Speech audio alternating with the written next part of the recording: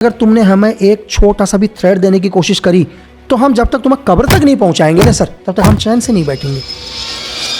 ISI ने अपना पूरा लगभग 40% पैसा इस देश की इकोनॉमी में मिला चुका है और एक दिन के अंदर इस देश के अंदर लाखों करोड़ रुपए की जाली करेंसी चल रही है सर। आपके देश को बर्बाद करने के लिए आ रहा है, आपके देश में धमाके करेंगे सर, आपके लोगों को मारना शुरू करेंगे, आपके बसों के अंदर, ट्रेन्स के अंदर, खाली स्कूल्स के अंदर बच्चों को टारगेट करेंगे सर। यही तो काम है एक आतंकवादी का सर। पहले वो ये कभी नहीं बोलेगा कि मैं इसे मारने के लिए लेके जा रहा हूँ, वो बोलेगा हमारा सिपाही बनेगा ही। और इंडियन हिस्ट्री में बहुत बड़ी तादाद पर लगभग I think 67 AK-47 LMG ammunition grenade इतना गोला बारूद पकड़ा गया। सीक्रेट सर्विस कुछ ऐसे काम भी करती है जो एक एजेंट ना चाहते हुए भी करता है। इस ऑपरेशन में वो लड़की मारी गई जिसकी कोई गलती नहीं सर, कि जब उसको बुलेट लगी होगी तो क्या फीलिंग रही होगी। अगर मैं वो डूज ऑन डॉन्स मान लेता तो शायद मैं आज यहाँ नहीं होता सर, मैं पॉडकास्ट करने नहीं आया होता यहाँ पर। आज हिंदुस्तान का सबसे बड़ा दुश्मन कौन है? कल अगर चाइना के साथ वॉर हुआ तो क्या हम रेडी हैं? Lifestyle, entertainment and everything in between. This is the Pinkvilla Podcast. Lucky भाई, द पिंकविला पॉडकास्ट में आपका स्वागत है एक और धमाकेदार पॉडकास्ट के लिए। बिल्कुल सर, थैंक यू। और ये पहला है जहाँ पर मैं दोबारा आ रहा हूँ सर, है ना? बिल्कुल फर्स्ट है अभी तक जी जहाँ पर मैं दोबारा गया हूँ। जी जी, हमारा कनेक्शन है सर। नहीं बिल्कुल है ना? सर, बिल्कुल। सर, आपकी नई किताब आ रही है, उससे शुरुआत करते हैं। Raw hitman 2। सबसे पहले तो क्या किताब है, क्या कहानी है? और कहीं आपने कोई इंटरव्यू में ये भी कहा कि जो पहली किताब थी आप नहीं चाहते थे आपकी मम्मी रीड करें। बिल्कुल। क्यों कह रहे थे आप वो? सर एक्चुअली क्या है कि हर माँ को ये लगता है उसका बेटा मतलब चाहे कुछ भी हो, मतलब उसके बेटे को तकलीफ नहीं होनी चाहिए। चाहे मतलब दुनिया की, शायद मुझे नहीं लगता कि दुनिया में कोई भी माँ ऐसी होगी जो कहे मेरा बेटा दुनिया का सक्सेस हो जाए, लेकिन सक्सेस के लिए दुनिया भर की तकलीफों से जाए, ऐसा दुनिया में कोई भी नहीं होगा। तो हमारी मतलब मेरी मम्मी या किसी और की माँ भी यही चाहती है। तो उस बुक में क्या है, आज तक बहुत सारी ऐसी चीज़ें लिखी हैं जो मैं चाहूँ, अगर मुझे लगता है यार कि यार मेरी माँ अगर पढ़े या उस पर जो भी फिल्म बने और मेरी माँ उसको देखे, तो मेरी माँ को ये तकलीफ नहीं होनी चाहिए यार कि मेरे बेटे ने यहाँ पहुँचने तक लाइफ में बहुत तकलीफें देखी हैं। तो अपने को पल भर की खुशी नहीं चाहिए सर, जो तकलीफ हमेशा देखे जाए। जी जी, क्या है सीक्वल, किस चीज़ के बारे में? सर इस जो रॉ हिटमैन 2 का जो ये सीक्वल आया अभी, पहले पर एक चैप्टर था, पहले पर एक जर्नी थी, एक पूरी जर्नी थी कि एक एजेंट लीमा की एक ट्रेनिंग होती है। ट्रेनिंग के बाद वो कैसे इंडिया आता है, कैसे इंडिया आने के बाद एक केस के अंदर उसको जेल के अंदर रखा जाता है, 11 अलग अलग जेलें शिफ्ट होती हैं, फिर वो बाहर निकलता है। तो वो एक चैप्टर पर कंप्लीट था। लेकिन ये है जो इस बुक पर है, इस बुक पर 8 बड़े ऑपरेशन है सर, और हर ऑपरेशन पर एक अलग चैप्टर है। एक्चुअली में कि एक सीक्रेट सर्विस का एक एजेंट इतना रूथलेस कैसे बना सर, उसने दुनिया में कौन कौन से ऑपरेशन करे, और हर ऑपरेशन में एक नई कवर आईडी, मतलब एक कैसे वो अपने आप को सेम उसी डीएनए में ढालता है, या मतलब एक बहरूपिया कह लो। तो इसमें डिफरेंट अलग अलग ऑपरेशन लोगों को देखने को मिलेंगे, और सिर्फ हिंदुस्तान में ही नहीं मिलेगा, हिंदुस्तान से बाहर बहुत सारे ऑपरेशन हैं। और जो भी इसको मतलब जो भी व्यूवर्स या रीडर्स इसको पढ़ें, तो आज तक जो इस मतलब सीक्रेट सर्विस के बारे में, स्पाइनोस के बारे में, या इस दुनिया के बारे में जो भी जानते हैं, उनको पहली बार ये पता चलेगा यार कि जो एक एजेंट है ना सर, है तो वो भी एक इंसान ही। पहले वो एक इंसान है भाई, सेम चीज उस मतलब वो कितना भी रूथलेस हो, कितना भी खतरनाक हो, लेकिन कहीं ना कहीं इमोशन उसमें भी है। कभी कभी मतलब ऐसा पल आता है लाइफ में कि वो भी टूट जाता है, मतलब सेम एक आम इंसान के जैसे वो भी टूट जाता है। कई बार उसको लगता है कि यार मैं क्या कर रहा हूँ, क्या मुझे ये करना चाहिए। तो जैसे मतलब कि है वो कितना भी मतलब उसने दुनिया में ऑपरेशंस करे, बहुत सारे लोगों को किलिंग करें, लेकिन जब कभी मतलब इस देश के हित के लिए, मतलब अपने देश को बचाने के लिए, कभी क्या होता है सीक्रेट सर्विस कुछ ऐसे काम भी करती है जो एक एजेंट ना चाहते हुए भी करता है। लेकिन जब वो काम करता है, उस काम को करने के बाद उस पर क्या बीतती है, तो ये सब जो व्यूवर्स या रीडर्स हैं उनको पढ़ने को मिलेगा सर। ये बुक उस समय की भी बात करता है जब आप रॉ एजेंसी में थे। आपको सर कभी ऐसा आपकी जिंदगी में कब लगा कि यार एज एन एजेंट मैं क्या कर रहा हूँ, और इसका रिग्रेट हुआ? एक इसी में एक चैप्टर है, उस चैप्टर के हिसाब से मैं आपको बताता हूँ। एक इन्फॉर्मेशन मिली, एक मिलिटेंट है सर, या इंसर्जेंट एक है, एरिया कमांडर है, और नया लड़का है, बिल्कुल ज़्यादा एज भी नहीं है उसकी, 25-26 साल का एक लड़का है जो पूरे एरिया को कमांड करता है, लेकिन हाथ ही नहीं आ रहा है, ना आईबी के हाथ आ रहे हैं, ना माई के हाथ आ रहा है, और कंटिन्यू आर्मी के ऊपर उसके अम्बुश चल रहे हैं। बार बार वो आर्मी के ऊपर अम्बुश करता है और फिर निकल जाता है, हर बारी उसी का नाम आता है। तो हमारी सीक्रेट सर्विस को लगा यार किसी भी कीमत में इसे गिराना है, इसको एलिमिनेट करना है या कुछ भी करना है या ऐसे सरेंडर करवाना है, लेकिन वो हमारे रेंज में ही नहीं आ रहा था सर। बहुत कोशिश करी, रेंज में ही नहीं आ रहा। तो यहाँ से हम डिसाइड करते हैं यार प्लान चेंज कर देते हैं। अब यहाँ से प्लान चेंज करते हैं और करते हैं कि हम नहीं यार वो हमारे रेंज में नहीं आ रहा, लेकिन कोई ना कोई तो ऐसा होगा उसका जिसके रेंज में हम जा सके या वो हमारे रेंज में आए। तो हमने उसके ऊपर एक एक इन्फॉर्मेशन को कलेक्ट करना शुरू किया। तब पहली बार पता चला कि वो भी एक है बहुत बड़ा मिलिटेंट, लेकिन कहीं ना कहीं वो भी किसी लड़की को लाइक करता है, उसकी भी कोई गर्लफ्रेंड है। हमने कहा ये ठीक है भाई, ये एक सॉफ्ट टारगेट है जिस तक हम पहुंच सकते हैं। अब इस कहानी के अंदर की एक कैसे मतलब एजेंट लीमा एक नॉर्मल सा शॉपकीपर बनकर, क्योंकि लड़की की ऑलरेडी एक आर्चिस गैलरी की शॉप थी उसी टाइप की जैसे ग्रीटिंग कार्ड्स वगैरह की, तो वो भी एक दुकान में काम करता है और धीरे धीरे उस लड़की से दोस्ती करता है। और लड़की से दोस्ती करने के बाद सिर्फ एक दोस्ती, और उसको कुछ दिन में समझ में आ जाता है लड़की इनोसेंट है। उसको समझ में आता है लड़की बहुत इनोसेंट है। बस वो लड़की को वो मैसेज पहुंचाता है जो मैसेज वो चाहता है कि उसके बॉयफ्रेंड तक जाए। और एक ऐसा सिचुएशन आ जाती है कि जहां लड़की का पूरी तरह से ब्रेन वॉश हो जाता है, लेकिन अभी भी लड़की को नहीं पता कि एजेंट लीमा सीक्रेट सर्विस के लिए काम करता है। लेकिन उस लड़की के दिमाग में इतना डर बैठा चुका है, एजेंट लीमा इतना डर बैठा चुका है कि उसने वो बोल दिया कि यहाँ पर बहुत बड़े लेवल पर जॉइंट ऑपरेशन होने वाला है, बड़े लेवल पर आर्मी ऑपरेशन करेगी और एक भी मिलिटेंट नहीं बचेगा। लेकिन वो लड़की नहीं चाहती है उसका बॉयफ्रेंड मारा जाए, किसी आर्मी की गोली से मारा जाए। लड़की ने अपने बॉयफ्रेंड को कंटिन्यू प्रेशर डालना शुरू कर दिया, या तो भाई मुझसे कर ले ब्रेकअप, ठीक है, या तो सरेंडर कर ले आर्मी को। और यहाँ मतलब इस चीज पर सफलता मिली और वो सरेंडर करने के लिए रेडी हो गया सर। कहाँ हुआ था ये लास्ट म्यांमार बॉर्डर पर ही हुआ था, जहां आज पूरी दुनिया का इंसर्जेंसी चल रहा है, से मणिपुर में ही। लेकिन वो सरेंडर करने के लिए रेडी होता सर इससे पहले ही, जैसे हमारी भी खुद के इन्फॉर्मर होते हैं या हमारे भी एजेंट होते हैं, हमारे भी एसेट्स होते हैं, तो कहीं ना कहीं मिलिटेंट के लोगों के भी अपने खुद की इंटेलिजेंस तो होती है। उन लोगों को पहले ही पता चल गया यार हमारा जो कमांडर है वो क्या है, वो सरेंडर करने वाला है जी।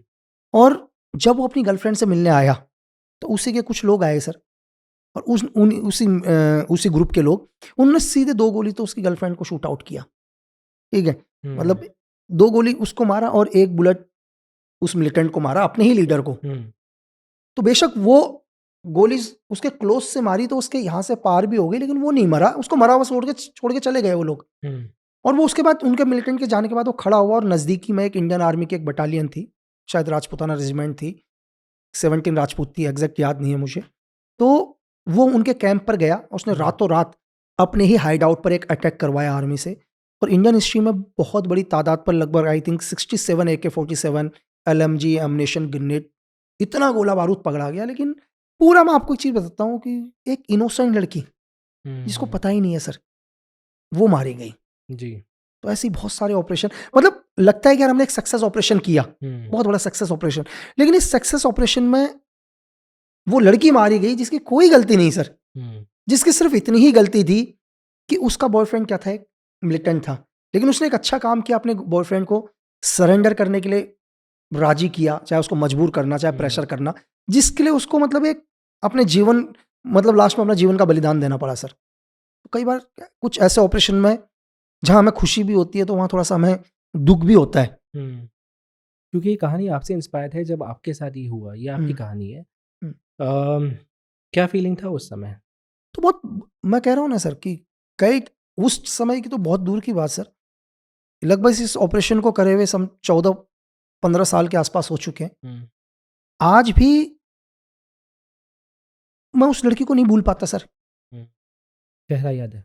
आज भी चेहरा याद है, आज भी वो बातें याद हैं। ऐसा नहीं लग रहा कि ये 10-12-14 साल पहले की बात है। ऐसा है कि जस्ट मैं भी उसकी आर्चिस गैलरी की दुकान से आया हूँ और जस्ट उससे बात करते हुए आया हूँ। लास्ट में जब मैं सिर्फ इमेजिन कर सकता हूँ, सोच सकता हूँ कि जब उसको बुलेट लगी होगी तो क्या फीलिंग रही होगी, क्योंकि उस टाइम मैं नहीं था क्राइम सीन पर, या जब उसको शूट आउट नहीं किया गया। तो लेकिन जब हमने उसकी बॉडी देखी जाने के बाद, जिस तरह से वो पड़ी हुई थी अपने शॉप पर, तो समझ में आया कि कहाँ पर वो खड़ी होगी, कब उसको बुलेट लगी होगी, किस डायरेक्शन में वो गिरी होगी। तो जो चीज़ मैंने नहीं भी देखी वो भी मेरी आंखों के सामने है। तो देखी हुई चीज़ तो हम आज भी नहीं भूल पाते, तो ना देखी हुई भी हम सोच रहे हैं कि क्या फील हुआ होगा उस टाइम। तो बहुत मुश्किल हो जाता है कई बार चीज़ों को भूलना।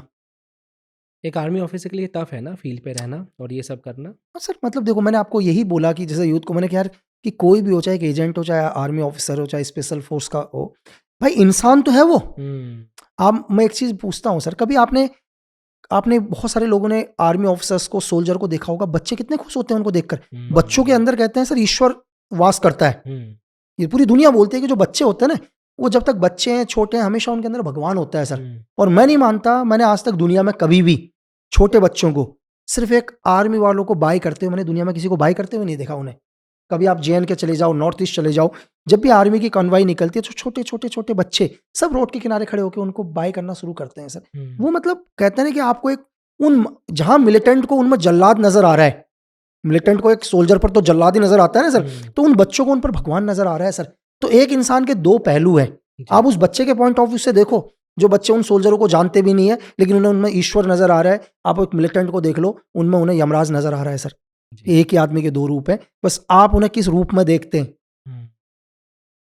कभी आपके साथ सर ऐसा हुआ कि जब आपको AC कमरे में एक मिशन दिया गया, तब पेपर पे कुछ अलग दिख रहा था, पर जब आप एक्चुअली फील्ड पे गए तब कहानी अलग थी? देखो सर, ये तो हर जगह ही है। मतलब कि अगर वॉर रूम के अंदर कोई भी ऑपरेशन प्लान हुआ है, सपोज करो कि अभी हमारे सीनियर लोग एक ऑपरेशन को प्लान करते हैं, और डिपेंड करता है कि एक कोविड ऑपरेशन है, एक ऑपरेशन है, या एक हाइड आउट को बर्बाद करना है, एक इंडियन आर्मी के साथ या स्पेशल फोर्स के साथ एक ऑपरेशन करना है। इस सिचुएशन में क्या होता है, जो हमारे पास जो मैप है सर, जो हम लोग मिलिट्री मैप के ऊपर जो काम करते हैं, बहुत पुराने हैं, 20-25 साल पुराने मैप्स हैं। अभी भी मैप्स तो पुराने ही है ना सर।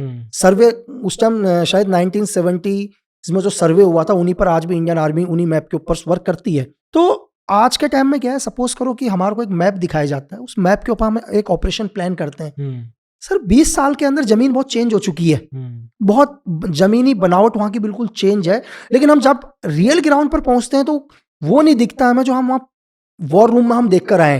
तो उस टाइम पर सिचुएशन पूरी चेंज हो जाती है। इस चीज के लिए आपको इतना मेंटली स्ट्रांग होना पड़ेगा, इतना आपके पास क्विक रिएक्शन, इतना डिसीजन पावर हो आपके पास कि हाथों हाथ आप एक नया प्लान बना सको सर। क्योंकि मुझे पता है, पहले मैंने क्या है कि यार मेरा एनिमी यहाँ से है, मैं वहां से कम 1000 मीटर दूर, मेरा यहाँ पर क्या होगा, मैं अपना एक बेस चुनूंगा, अल्टरनेटिव बेस मेरा यहाँ पर होगा। आपने सब डिसाइड किया हुआ है उस मैप को देखकर, लेकिन सिचुएशन ग्राउंड पर जहां पर आप डिफेंस चुनना चाहते हो, जहां पर आपको लगता है कि मैं यहाँ पर अपना डिफेंस बनाऊंगा, वहां पर तो है ही नहीं, सेफ्टी नहीं है, वहां पर तो ओपन ही है। पहले आपको लग रहा था कि यहाँ बहुत सारे पेड़ हैं, नाला है, लेकिन आज के टाइम में वहां वो नाला भी नहीं है, वो पेड़ भी नहीं है। तो उस सिचुएशन पर ग्राउंड पर आपको एक्चुअली पूरे हालात चेंज हो जाते हैं सर। एक अच्छा लीडर वही है जो बिल्कुल क्विक एक्शन ले सके, ठीक है, फिर भी अपना उसी टाइम एक नया ऑपरेशन प्लान करे, नया डिफेंस चुने और अपने एनिमी को खत्म करे सर। कोई एग्जाम्पल है? बहुत सारे हैं कि एक बार हम लोग जब एक ऑपरेशंस के लिए निकले तो ग्राउंड के हिसाब से चल रहे थे सर। अब जब ग्राउंड के हिसाब से चल रहे थे, जब कंटिन्यू हमारे को चलते हुए 8-9 किलोमीटर हो गया, हम रात के टाइम चल रहे थे, भाई मैप पर हमारे पास नाला ही नहीं था सर। वो कभी क्या होगा कि कोई बरसाती नाला हुआ होगा उस टाइम, उस बरसाती नाले ने अपना डायरेक्शन चेंज कर दिया। पहले तो बरसाती नाला सपोज करो कि वेस्ट में बह रहा था, कभी उसने हल्का सा अपना डायरेक्शन चेंज करते करते वो 200-400-500 मीटर उसने अपना डायरेक्शन बदल दिया। जिस रूट पर हम जा रहे हैं उस रूट पर बरसाती नाला, मतलब था सूखा। अब हम उस नाले के अंदर तो घुस गए, बाहर नहीं निकला जा रहा हमसे। मतलब हमारे पास अपना वेट था खुद का। जब भी कोई स्पेशल फोर्स के लोग जाते हैं तो सबके पास अपना एक वेट होता है, 20-25 केजी वेट होता है। नीचे ढलान के अंदर जाना बहुत इजी था कि हम नाले के अंदर घुस गए, लेकिन ये लगा लो कि उस नाले से हमें बाहर निकलना मुश्किल हो गया सर। क्योंकि आप 25-30 केजी के साथ भाई कैसे चढ़ोगे ऊपर? वजन बहुत था, वजन बहुत है हमारे पास। अगर हम खाली होते तो हम इजीली चढ़ जाते। तो फिर उसके बाद प्लान किया गया, बोला नहीं यार भाई अब ऐसा तो होगा नहीं। पहले हमारे आगे के 2 सोल्जर आगे गए, जाने के बाद हमने रोप के थ्रू पहले सबका सामान बाहर निकलवाया। तो जिस ऑपरेशन के लिए हमारा हर एक टाइम फिक्स है पूरा का पूरा कि हम इतने बजे हमने जाके रेड करना है, इतने बजे हम लोग विड्रॉल होंगे, क्योंकि एक ऑपरेशन के पीछे सर सबका है। क्योंकि कहीं ना कहीं कोई आरटी आपको सपोर्ट दे रहा है, कहीं ना कहीं से आपको दोबारा से वापस आपको वहां से इन्फिल्ट्रेशन करके वापस अंदर लेके आना, तो टाइम की बहुत वैल्यू होती है। तो उसी बरसाते नाले में हमारे को, जहां पर हमारे को महज 1 या 2 मिनट लग सकते थे, वहीं पर हमारे को कम से कम आधा-पौन घंटा लग गया उससे बाहर निकलने में जी। तो सिचुएशन बहुत बारी चेंज हो जाती है सर। उसका इम्पैक्ट ये हुआ सर, जहां हमारे को रेस्ट करना था, कि जैसे हमारे को सपोज करो कि हमारे को एक एनिमी के हाइड आउट को बर्बाद करना था, कुछ एक मिलिटेंट के। और हमारे ये भी जस्ट लास्ट अपने नॉर्थ ईस्ट, और मतलब जस्ट आप म्यांमार के अंदर समझ लो, विद इन म्यांमार के, आप उसको LOC भी समझ सकते हैं, लाइन ऑफ कंट्रोल के जस्ट आधा 1 किलोमीटर आगे पीछे, एग्जैक्ट जगह तो मैं नहीं बता पाऊंगा। तो इम्पैक्ट उसका ये हुआ सर कि जहां हमारे को थोड़ा सा रेस्ट करना था, वो रेस्ट करने को नहीं मिला सर हमें। जब भी हम ऑपरेशन करते हैं तो बोलते हैं चलो ठीक है कि अपने टारगेट से 1-8 किलोमीटर दूर पर हम जहाँ भी हमारा कोई बेस हम लोग बनाते हैं थोड़ा हम रेस्ट कर लेते हैं सर, अपने आप को फिट करने के लिए। बोला नहीं भाई हो गया, ऑपरेशन इतने बजे करना है तो इतने बजे करने हैं। वहाँ की कुछ इम्पैक्ट नहीं हुआ, इम्पैक्ट हुआ कि हम रेस्ट नहीं कर पाए सर। जो हमारा रेस्ट का टाइम था उस नाले ने खत्म कर दिया सर। जी सर, क्योंकि आप रॉ में थे तो एक टेक्निकल सवाल है कि रॉ की स्थापना अगर मुझे सही पता है तो 1968 में हुई थी। उसके पहले अपने पास इंटेलिजेंस ब्यूरो था, आई भी थी सर बिल्कुल। क्यों जरूरत पड़ी हमको एक और एजेंसी की? सर एक्चुअली क्या है कि ये जरूरत पड़ी 62 वॉर के बाद सर। 1962 का जो वॉर हुआ, 68 से पहले हम लोग शायद सर आईबी हमारी 1921 में हो गई थी जब ब्रिटिश का राज था। ठीक है, एक अगर आपको मैं सीक्रेट सर्विस बोलूं या इंटेलिजेंस की जो शुरुआत बोलूं वो लगभग जब्बलपुर के अंदर ये डाकुओं से स्टार्ट हुई थी सर, डकैतों से। अंग्रेजों को लगा है कि यार कि डकैतों को ऐसे खत्म नहीं किया जा सकता, कहीं ना कहीं डकैतों को खत्म करने के लिए इन्हीं डकैतों के अंदर हमें अपने कुछ लोग डालने पड़ेंगे। तो पहली बार एक डकैत ग्रुप से ही जो इंटेलिजेंस की शुरुआत करी ब्रिटिश ने, वो डकैत ग्रुप से करी कि डकैतों के अंदर ही जब्बलपुर के अंदर क्या किया, अपने ही कुछ लोग डकैतों के साथ डाल दिया और उन्हें सही टाइम पर इंफॉर्मेशन दिया और धीरे धीरे ब्रिटिश गवर्नमेंट ने डकैतों को खत्म करना शुरू किया। ठीक है, धीरे धीरे इस ग्रुप का नाम चेंज हुआ, 1921 में शायद ये आईबी बना सर। ठीक है, और जब 1947 में हिंदुस्तान आजाद हुआ तो एमआई पाकिस्तान को दे दिया, आईबी इंडिया के पास रहा। क्योंकि जब 1947 में देश आजाद हुआ तो हमारे पास एमआई भी था और आईबी था ब्रिटिश के हिसाब से, तो एमआई पाकिस्तान लेके चला गया और आईबी हमारे पास रहा सर। ठीक है, मिलिट्री इंटेलिजेंस पाकिस्तान को दे दिया, क्योंकि देखो दो हिस्सों का डिवाइड हो रहा है तो डेफिनेटली पाकिस्तान भी कुछ चीजें लेंगे। लेकिन तब भी हम लोग क्या करते थे, हम MI5 को ही रिपोर्ट करते थे, क्योंकि इतना हमारे पास नहीं था सर। इतना हम मतलब अभी जस्ट आजाद हुए हैं तो हम लोग ब्रिटेन की सीक्रेट सर्विस के आधार पर ही हम लोग काम करते थे। लेकिन पहली बार इस देश को पता चला 1962 के बाद कि नहीं भाई, हमारे को एक ऐसा एक्सटर्नल फोर्स बनानी पड़ेगी जो हमारे को बाहर के दुश्मनों के बारे में बताए, आईबी अंदर। ठीक है, या आईबी जो भी बाहर की भी इंफॉर्मेशन, लेकिन अब हम एक ऐसी ऑर्गेनाइजेशन बनाए इस देश के अंदर जिसका सिर्फ एक ही काम होगा, सिर्फ एक काम, कि बाहरी मुल्कों में हिंदुस्तान के खिलाफ उसके दुश्मन क्या प्लान बना रहे हैं, क्या उसको थ्रेट हो सकते हैं। ठीक है, अगर हमारा पड़ोसी मुल्क हमारे बारे में कुछ गलत सोच रहा है या उसकी कोई प्लानिंग हो, तो इससे पहले कि वो हमारे ऊपर एक्शन करे हम उसे खत्म कर सकें। तो 1968 में पहली बार RNW खड़ा किया गया और इसको जो स्थापना करी रामेश्वर नाथ काउ सर ने, जिनको मतलब आप एक लेजेंड मतलब फादर ऑफ बिल्कुल RNW भी कह सकते हैं। पर ये दोनों एजेंसीज का काम करने का प्रोसीजर सेम है या एकदम अलग है? नहीं सर, देखो इंटेलिजेंस का काम करने का प्रोसीजर सेम ही है, चाहे वो आप आईबी ले लो, चाहे एमआई ले लो, चाहे RNW ले लो। ट्रेनिंग थोड़ा सा क्या है कि देखो इन्फॉर्मेशन गैदरिंग करनी है तो दुनिया में यार इन्फॉर्मेशन गैदरिंग करने का तो तरीका एक ही है। अब 10 तरीके तो ला नहीं सकते। जिस तरीके से आईबी गैदरिंग करती है, जिस तरीके से एमआई गैदरिंग करती है, RNW भी वैसे ही करेगी सर। सर्वेलेंस के तरीके सेम है। ठीक है, लेकिन पैरामीटर्स चेंज हैं और एनिमी चेंज है। अगर सपोज करो आईबी काम कर रही है तो आईबी हमारे इंटरनल काम कर रही है आईबी, तो इसका मतलब आईबी की जो एनिमी होंगे वो गुंडे भी होंगे सर, बहुत सारे गैंगस्टर्स भी होंगे। ठीक है, देश के अंदर अगर कोई मिलिटेंट है तो वो भी होंगे, या कुछ ऐसे लोग भी होंगे जो लोग इस देश में बैठकर ही इस देश के हैं लेकिन फिर भी क्या कर रहे हैं, बाहर के लोगों के लिए काम कर रहे हैं। ये आईबी के टास्क हो गए सर। सेम क्या RNW के लिए क्या हो गया, उसका काम है कि दुनिया के कोई भी मिलिट्री, दूसरी एजेंसीज, दुनिया की कोई भी एजेंसीज हमारे देश के लिए कहीं ऐसा कोई प्लान तो नहीं कर रही है कि हमारे बगल में ऐसा तो कुछ नहीं है कि किसी गवर्नमेंट को गिराया जा रहा है, इसका इम्पैक्ट हिंदुस्तान में पड़ेगा। कहीं ऐसा तो नहीं है कि जैसे हमारे आस पड़ोस में सारी गवर्नमेंट गिर चुकी हैं सर। ठीक है, श्रीलंका पूरा खत्म हो चुका है, पाकिस्तान पहले ही खत्म हो चुका था सर। ठीक है, बांग्लादेश आज देख लो आप क्या हाल हो गए, बांग्लादेश भी पूरा खत्म हो चुका है। पूरा आज दुनिया के अंदर प्रॉक्सी वॉर चल रहा है सर, चाहे यूक्रेन ले लो, सीरिया ले लो, एवरीथिंग। वो हालात हमारे देश में नहीं होना चाहिए। ये भी दुनिया की किसी ना किसी एजेंसी ने किया है। अगर बांग्लादेश की गवर्नमेंट आज गिरी है ना सर, तो कोई स्टूडेंट ने नहीं गिरा है। लोगों को लग रहा होगा यूनुस खान ने गवर्नमेंट गिराई है, तो कौन है यूनुस खान ने? यूनुस खान ने कोई गवर्नमेंट नहीं गिराई, लेकिन कोई ना कोई तो यूनुस खान के पीछे, जिसको यूनुस खान अपना बाप मानता है सर, जो उसको सपोर्ट कर रहा है, जो उसको सपोर्ट कर रहा है। एक आदमी को तुम दुनिया का 2006 में, जहां तक मुझे डेट याद है, तुम उसको बेस्ट नोबेल प्राइज देते हैं, है ना, शांति, मतलब इस दुनिया को शांति करने वाला। आज उसने पूरे बांग्लादेश को आग की झोंक में डाल दिया सर। आज बांग्लादेश का फ्यूचर खत्म कर दिया उसने जी। तो कोई ना कोई है उसके पीछे जो हमें दिखाई नहीं दे रहा। लेकिन मैं आपको ये बोलूं कि ये दुनिया की कोई ना कोई एजेंसी होगी सर। सिर्फ एक एजेंसी है जिसने बांग्लादेश को खत्म कर दिया। दुनिया की कोई ना कोई एजेंसी है जिसने पूरा यूक्रेन को खत्म कर दिया। कोई ना कोई एजेंसी है जिसने पूरा फिलिस्तीन वगैरह सबको, हमास वगैरह सबको खत्म कर दिया। कोई ना कोई इसने सीरिया की गवर्नमेंट गिरा दी। ये कोई मिलिटेंट ग्रुप नहीं है, कोई विद्रोही नहीं है। हाँ, ये सिर्फ विद्रोही हमें नजर आते हैं, मिलिटेंट हमें नजर आते हैं, लेकिन कोई ना कोई है जो इन्हें 3 तरीके से हेल्प करते हैं सर।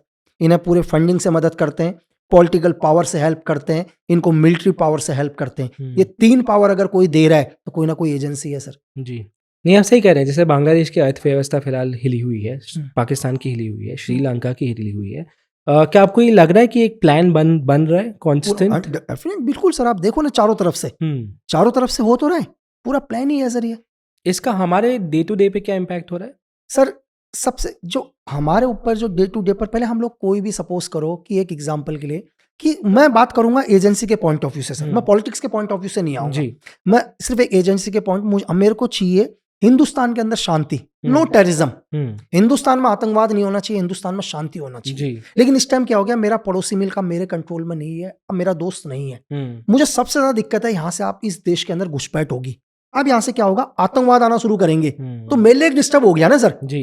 पहले मेरा पड़ोसी मुल्क था, अच्छी चीज थी यार, हम लोग मिलके काम करते थे, है ना, हमारे बीच में एक अच्छे रिलेशन थे, ठीक है। तो हम थोड़ा सा क्या होता है कि यार कोई नहीं, हमारा पड़ोसी अच्छा है तो हमें दिक्कत नहीं थी। अब मेरे लिए सबसे बड़ी बात है, एक एजेंट होने के नाते मुझे कि किसी भी कीमत में बांग्लादेश के बॉर्डर से एक भी आदमी अंदर नहीं आना चाहिए अब, क्योंकि अब जो आएगा वो मेरी नजरों में कौन है, एक आतंकवादी है सर। कुछ सोच के आ रहा है, सोच के आ रहा है, आपके देश को बर्बाद करने के लिए आ रहा है, आपके देश में धमाके करेंगे सर, आपके लोगों को मारना शुरू करेंगे, आपके बसों के अंदर खाली रेलवे मतलब ट्रेन्स के अंदर, खाली स्कूल्स के अंदर बच्चों को टारगेट करेंगे सर। यही तो काम है एक आतंकवादी का सर जी। तो ये इसलिए क्या होता है, थोड़ा सा हमारे को प्रॉब्लम्स हो गई इन चीजों से। मतलब लग रहा है डेली आप स्टेटमेंट सुन रहे होंगे, हर न्यूज में यही चल रहा है कि ये वो कर देंगे, ये कर देंगे, हम हिंदुस्तान के अंदर आ जाएंगे, कलकत्ता तक कवर कर देंगे, यही तो चल रहा है न्यूज में। यूनुस खान बोलता है ये कर देंगे, वहां के स्टूडेंट्स बोल रहे हैं, वो क्या कह रहे हैं सर, वो हिंदुस्तान को बोल रहे हैं कि यार कि तुम भाई हमारे हिंदुस्तान को बोलते तुम हमारे इंटरनल मामले में दखल मत करो। भाई हमने कब किया तुम्हारे इंटरनल मामले में दखल, कब किया? वो कहते हैं कि यार शेख हसीना भाई हमारी RNW की एजेंट थी। भाई तुमने उसको चुना, भाई तुमने उसको वोट देकर अपनी प्रधानमंत्री बनाया भाई, तो हमारी कहां से एजेंट हो गई यार जी? अगर हमारी एजेंट होती तो आज भी तो प्रधानमंत्री होती तुम्हारे वहां, तो तुम्हारी इतनी औकात थोड़ी ना थी कि तुम उसको चेयर से हटा देते। तुम बोल रहे हो कि हिंदुस्तान हमारा लोकतंत्र खत्म कर रहा है। पहले मैं इन बच्चों से ये पूछना चाहूंगा, भाई लोकतंत्र होता क्या है? मतलब क्या है लोकतंत्र? यार लोकतंत्र का मतलब है कि तुम अपनी आवाज को बोल सको, दुनिया सुन सके, यही तो लोकतंत्र है कि तुम खुल के बोल सको, जो भी तुम्हें लगता है तुम उसको दुनिया को बताओ जो तुम्हारे साथ। और तुम लोकतंत्र की बात कर रहे हो यार, तुम्हारा देश, तुम अपने एक लीडर की बात को उस देश के अंदर नहीं आने दे रहे हो। तुम्हारे जो यूनुस खान हो, शेख हसीना के कोई भी स्पीच को उस देश के अंदर नहीं आने दे रहा है, आप इसको लोकतंत्र बोल रहे हैं सर। और सबसे कि जो बच्चे जो आप हथियार उठा रहे हो, जो वायलेंस कर रहे हो, यार तुम्हारे को गलत हिस्ट्री पढ़ाई गई है, हिस्ट्री सही नहीं पढ़ाई है। तुम अपने बाप दादाओं से पूछना जो आज तक तुम्हें झूठ बोलते हुए आ रहे हैं, तुम्हें यह कहते हुए आ रहे हैं कि बांग्लादेश तुमने आजाद करवाया, तुम्हारी मुक्ति वाहिनी ने आजाद करवाया, तो तुम बहुत बड़ी गलत हिस्ट्री पढ़ रहे हो। मैं तुम्हें यह बता दूं कि तुम्हारा बांग्लादेश को इंडियन आर्मी ने आजाद कराया यार। जनरल टीका ने तुम्हारे को जूते की नोक पर रखा हुआ था भाई, एक एक बांग्लादेशी को शूट आउट कर रहा था, हजारों लोगों को किलिंग कर दी। जब तुम्हारे साथ दुनिया में कोई खड़ा नहीं था, तब इंडियन आर्मी तुम्हारे साथ खड़ी थी, और वो इंडियन आर्मी थी जिसने तुम्हें एक इंडिपेंडेंट देश बनाकर दिया। और आज तुम हिंदुस्तान को आंखें दिखा रहे हो, तो मतलब मैं ये कहूंगा सर कि कभी तुम्हें ये नहीं भूलना चाहिए यार कि जो हिंदुस्तान है वो तुम्हारे बाप का भी बाप ही है सर, जिससे तुम निकले हो। तुम पाकिस्तान से निकले हो, तो पाकिस्तान भी हमसे ही निकला है यार। तुम वायलेंस ना करें, क्योंकि तुम्हारे जो सीनियर लीडर है उसकी उम्र खत्म हो चुकी है, वो अपने लास्ट दहलीज में है यार। कितने साल जिंदा रहेंगे? 2-3 साल, वैसे ही मर जाएंगे। तुम्हारे पास तो अपना पूरा फ्यूचर है जी। थोड़ा ब्रेन वॉशेज एक बार सिस्टमैटिकली समझे कैसे होता है सर? जैसे एग्जाम्पल कैसा, जब वो हिंदुस्तान में आया था 26/11 के लिए, 21 साल का था। अब 21 साल के लड़के को कैसे कन्विंस किया गया होगा कि तुम जाओ, और उसको पता था कि अगर वो आया तो वापस जिंदा तो नहीं जा रहा है यहाँ से। डेफिनेटली सर, जो भी इनके लीडर्स हैं, अगर आप सपोज करो हाफिज सईद की बात हम करते हैं, 26/11 के मास्टरमाइंड की, या मौलाना मसूद अजहर की हम बात करते हैं, जो भी एक ये लीडर्स बने बैठे हुए, इनका काम सिर्फ ब्रेन वॉश करना है सर। वो ब्रेन वॉश क्यों? ये कोई इनका जिहाद से कोई मतलब नहीं है। सबसे पहले मैं ये बता दूं दुनिया को कि भाई ये जितने भी बड़े लीडर्स बने बैठे हैं, जो तुम्हें जिहाद का नाम लेते हैं, जो तुम्हें आज़ादी का नाम बोलते हैं, आज़ादी के लिए लड़ो, इनके बच्चों की हिस्ट्री देखो यार। किसी का बच्चा इंग्लैंड में पढ़ाई कर रहा है, ठीक है, किसी का बेटा यूएस में पढ़ाई कर रहा है। पहले इनकी हिस्ट्री को चेक करो। इन्हें आज़ादी से, जिहाद से इतना ही प्यार है तो इनको बोलो ना यार कि अपने बच्चे के शरीर में बॉम्ब लेके भेज। सिर्फ इनको क्या है, इन लीडर्स को बहुत बड़ी फंडिंग कर रही है कोई एजेंसी, इनका बिजनेस है ये, ठीक है, इनको दबा के पैसा मिलता है, ये इन्हें वो बिजनेस चलाते रहना है आगे। ये नए नए बच्चों को उठाते हैं सर, नए नए बच्चों को। एक एग्जांपल के लिए मैं एक बच्चे का नाम लेता हूं, बहुत सारे बच्चे हैं, एक बच्चे को इन्होंने टारगेट किया, घर से लेकर आए। सबसे पहले तो क्या, उसके घर वालों को बोल दिया यार देख तेरे 9 बच्चे 10 बच्चे जो भी 4 बच्चे, ठीक है, उसके घर वालों को, जिसने जिंदगी में सर कभी 10,000 रुपए नहीं देखे, लाइफ में 10,000 रुपए इकट्ठे नहीं देखे उसने, उन्होंने दे दिए इसे 1 लाख 2 लाख रुपए। उनके लिए तो भगवान हो गया सर वो। पहले वो ये कभी नहीं बोलेगा कि मैं इसे मारने के लिए लेके जा रहा हूं, वो बोलेगा हमारा सिपाही बनेगा ही, उसको सिपाही बोलेगा। उसको ये नहीं बोलेगा कि आतंकवादी बन रहा है, उसको क्या बोलेगा, हमारे सिपाही बन रहा है, कि हमारे धर्म के लिए लड़ रहा है। उनसे पूछो भाई धर्म है क्या? कौन सा ऐसा धर्म कहता है कि यार तुम शरीर में बॉम्ब रख के लोगों को मारोगे? जी। लाख रुपए दे दिए, 2 लाख रुपए दे दिए, उस बच्चे को लेकर आए, ठीक है। अब उस बच्चे को ला के शुरू करना। अब मतलब एक बच्चा जिसने हमेशा उनका नाम सुना था, हाफिज सईद, मौलाना मसूद अजहर, बच्चे ने नाम ही तो सुना सर। उनके लिए तो एक से पूछ लिया मैंने भी एक से पूछा भाई तूने हाफिज का नाम सुना है? बोला कौन हाफिज? मैंने कहा हाफिज सईद। बोला भाई कैसी बात कर रहे हो? मैंने कहा कौन है? बोला हमारे धर्मगुरु हैं, हमारे कौम के हीरो हैं।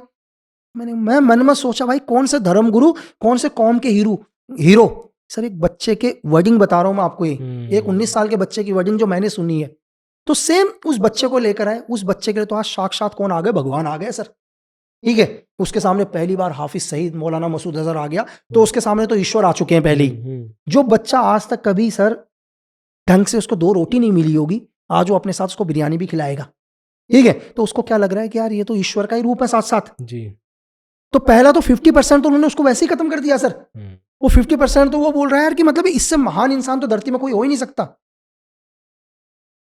अब यहां से शुरू होती है उनकी ट्रेनिंग सर। इन लोगों की ट्रेनिंग यहां से ये लोग देना शुरू करते हैं डेली, धर्म के नाम के ऊपर, कि यार आज पूरी दुनिया के अंदर बेटा, ठीक है, जो तुम्हारे हालात हैं, जो तुम्हारे परिवार के हालात हैं, इसके पीछे के जिम्मेदार कौन है? ये किसी ना किसी देश का नाम लेते हैं, ठीक है। ये बोलते हैं यार कि हमारे धर्म, मैं बता रहा हूं आपको कि हम जो भी इनके धर्म होते हैं दुनिया में, किसी के भी, मैं डायरेक्ट एक पर्टिकुलर टारगेट को नहीं बोलूंगा कि यार इसी धर्म के लोग आतंकवादी होंगे। आतंकवादी दुनिया में, यार आतंकवाद का कोई धर्म नहीं होता दुनिया में कोई, मतलब जो आतंकवाद कर रहा है तो उसका ये मान लो कि उसका तो धर्म ही नहीं है कोई।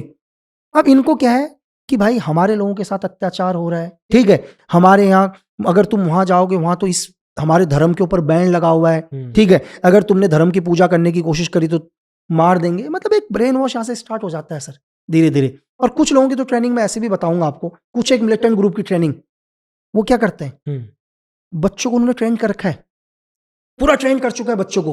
और अब एक लास्ट में एक जो भी इनका जो भी धर्मगुरु होगा इनका, वो धर्मगुरु आएगा और बच्चों के साथ पूजा पाठ करना शुरू करेगा पूरों के साथ। बच्चे बिल्कुल धर्मगुरु के आगे लगे हुए, उनमें से 20-25 बच्चों को आप कहेंगे कि तुम भगवान के बच्चे हो आप, ये 20-25 बच्चों को क्या करेंगे, लाइन में खड़ा करेंगे सर, ठीक है, लाइन में खड़ा करेंगे। इनके लीडर्स को पता होता है कौन सा बच्चा अब काम का नहीं है, वो काम का नहीं है, मतलब वो बहुत ही वीक है, फिजिकली स्ट्रांग से, वो कुछ नहीं कर पाएगा। तो 2-3 बच्चे इनके टारगेट में 20-50 उन्हें लाइन में रख रखे हैं। अब सामने कुछ एक लोग हथियार लेके खड़े हो जाएंगे, ठीक है, ये समझ लो कि 3 बच्चों को टारगेट है, तो उन 3 पर रियल बुलेट्स होंगी उनकी गन में, बाकी 17 के वेपन्स में सब नकली बुलेट्स होंगी। अब एक साथ फायर का ऑर्डर देगा इनका एक लीडर और एक साथ गोलियां चलेंगी, 3 बच्चे वहीं मर जाएंगे, बाकी को गोली नहीं लगेगी। वो कहेंगे तुम तो यार ईश्वर के अवतार हो, आप तुम्हें कुछ नहीं होगा। मेरी बात समझ रहे सर, क्योंकि 3 तो मर गए, बोलेंगे यार तुम तो भगवान के देन हो, आप तुम्हारे को आर्मी की तो गोली भी नहीं लगेगी। मतलब ऐसे लोगों से भी मिला हूं सर जो कहते हैं कि हमारे को गोली नहीं लगेगी क्योंकि हम तो भगवान के अवतार हैं। अबे भगवान के अवतार नहीं हो, तुम्हें बेवकूफ बनाया यार जी, तुम्हें मरने के लिए छोड़ दिया। देखो हाफिज सईद एक आतंकवादी सर, एक आतंकवादी छुपता फिर रहा है इस टाइम सर, इस टाइम तो छुपता फिर रहा है। इस टाइम हिंदुस्तान का सर कौन सा दुश्मन जिसने हिंदुस्तान को थ्रेट पहुंचाया है, दुनिया के कौन से कोने में सेफ है, मुझे आप बताओ ना। कहाँ गया हाफिज सईद सर, कहाँ है मौलाना मसूद अजहर? आज तो ISI बोल रही है भाई चुपचाप हो जाओ, ठीक है, बाहर मत निकलो। ISI ने आज इनको बिल्कुल अंडरग्राउंड कर रखा है सर। ISI ने बोल रखा भाई तुम दूसरे को नुकसान छोड़ दो, सबसे पहले तुम अपने सेफ हो जाओ। आज दुनिया में पता ही नहीं है लोग कौन से बिलू में घुसे पड़े हैं सर। आज 2024 का भारत है सर, ठीक है, मैं आपसे ये पूछ रहा हूँ कि 2014 के बाद सिर्फ एक इंसिडेंट को छोड़कर इस देश का आप मुझे दूसरा इंसिडेंट नहीं बता सकते सर। बिल्कुल, इससे पहले 2014 से पहले सर, इन 14 से पहले कभी आप समझौते धमाका, कभी गफ्फार मार्केट, कभी जयपुर, कभी मालेगांव धमाके सर, ठीक है। और हिंदुस्तान ये भी बोलता है अगर तुमने हमें एक छोटा सा भी थ्रेड देने की कोशिश करी तो हम जब तक तुम्हें कब्र तक नहीं पहुंचाएंगे ना सर, तब तक हम चैन से नहीं बैठेंगे। बिल्कुल, घर में घुस के मारेंगे, घर में घुस के कब्र तक पहुंचाएंगे सर। तुम दुनिया के किसी भी कोने में होंगे, तुम कितनी भी सेफ्टी से होंगे, दुनिया की कोई भी आर्मी तुम्हारी सिक्योरिटी कर रही होगी, कोई भी एजेंसी तुम्हारे को कर रही होगी, लेकिन हम तुमसे एक वादा करते हैं, तुम अपनी मौत नहीं मरोगे, कुदरती मौत नहीं मरोगे तुम। जी, नया भारत है, नया भारत है सर। ओके। ये सब जो चीज़ हो रही है उसके बीच में जो फेक करेंसी का स्कैम है जिसके बारे में आपने अपनी बुक में भी बात की है, सर ये फेक करेंसी का स्कैम क्या था और क्या ये आज भी चल रहा है? बिल्कुल सर, ये चीज़ बहुत अच्छा है। मतलब मैं आपको बताऊं कि इसमें एक ऑपरेशन है पूरा का पूरा, कि एक्चुअली क्या हुआ, हमारी गवर्नमेंट को पता चला है सर, पहले से था, लेकिन मैंने आपको जैसे बताया कि 2014 के बाद गवर्नमेंट ने बोला कि यार टेररिज्म को ऐसे खत्म नहीं कर सकते। टेररिज्म की तो एक बुनियाद है ना सर, वो कहीं ना कहीं दुनिया का कोई भी टेररिज्म बिना पैसे के तो हो ही नहीं सकता सर जी। आप पैसा ना हो और बोल दो जा जिहाद कर ले भाई, लड़ ले, दुनिया का कौन सा ऐसा आतंकवादी हो जो भूखे पेट लड़ लेगा यार। तो पैसा तो नीड है सर, पैसे के बिना तो आप आतंकवाद कर ही नहीं सकते। और सबसे बड़ी दिक्कत क्या हो रही थी हमारे देश के अंदर कि आतंकवाद को खत्म तब करें जब सबसे पहले सबसे उसकी जो जड़ है, जो जाली करेंसी है, वो हमारे देश में पूरे दिमाग की तरह घुस चुकी है सर। ISI ने अपना पूरा लगभग 40% पैसा इस देश की इकोनॉमी में मिला चुका है। अब आम आदमी को तो उस पैसे को पहचानेगा ही नहीं सर, क्योंकि उस पैसे में लगभग 40-42 फीचर्स हैं। जब तक कोई एक्सपर्ट बैंक नहीं पकड़ेगा या कोई मशीन उसको चेक नहीं करेगी। कितने लोग आजकल मशीन में चेक करवा रहे हैं सर पैसे को? कौन चेक करवा रहा है? मैंने लास्ट टाइम मुझे याद नहीं है कि मैंने कभी अपने पैसे को मशीन में चेक करवाया जी। तो लेकिन गवर्नमेंट के लिए दिक्कत क्या थी यार, कैसे इस पैसे को खत्म किया जाए। तो सबसे पहले हम लोग एक शॉर्ट में इसी में एक ऑपरेशन है कि हमें पता था कि ISI के एक ऐसा आदमी है जो इस देश के अंदर बाई वे नेपाल पूरा पैसा इंडिया में लेके आता है। तो इसके लिए हम लोगों ने एक प्लान तैयार किया कि कैसे उस आदमी तक, उस आदमी की हमारे पास ना तस्वीर ना कुछ नहीं उस आदमी की, वो आदमी दुनिया में एग्जिस्ट भी करता है या नहीं करता है, लेकिन आदमी का नाम चल रहा है सर। और उसकी एक धुंधली सी तस्वीर लगभग 2000 की, लगभग 24 साल पहले एक धुंधली सी तस्वीर हमारे पास थी। लेकिन फिर भी क्या करें सर, कहीं ना कहीं एक छोटी सी रोशनी की किरण दिखाई दी तो उसी किरण के पीछे चल दिए।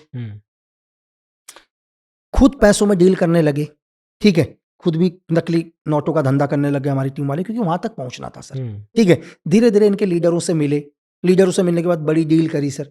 बड़ी डील करने के बाद जब पहली बार एक डील हुई और उस पैसे को हमने चेक किया तो हमारा शक सही निकला, ये वही पैसा था जिस पैसे की हमारे को जरूरत थी, जो पैसा ISI इंडिया में भेज रहा था। सेम हमारे को समझ में आ गया कि जो करेंसी हमारे पास है ये दोनों के फीचर सेम है। जब हमने लैब में चेक किया और हमें समझ में आ गया कि कहीं ना कहीं हम सही रास्ते में जा रहे हैं, तो कंटिन्यू हम लोग डील करते गए। और एक बार हमने बहुत बड़ी डील करी, मैं आपको शॉर्ट में बता रहा हूँ, ऑपरेशन बहुत लंबा है। तो वो इतनी बड़ी डील थी कि कोई छोटा कमांडर उस डील को नहीं करता सर, ठीक है। बस हम उसी चीज का वेट कर रहे थे और जिसकी हमें जरूरत थी वो पाकिस्तान छोड़ के आ गया सर डील करने। लेकिन हमारे को ये कंफर्म नहीं था ये वही आदमी है या नहीं है, ठीक है।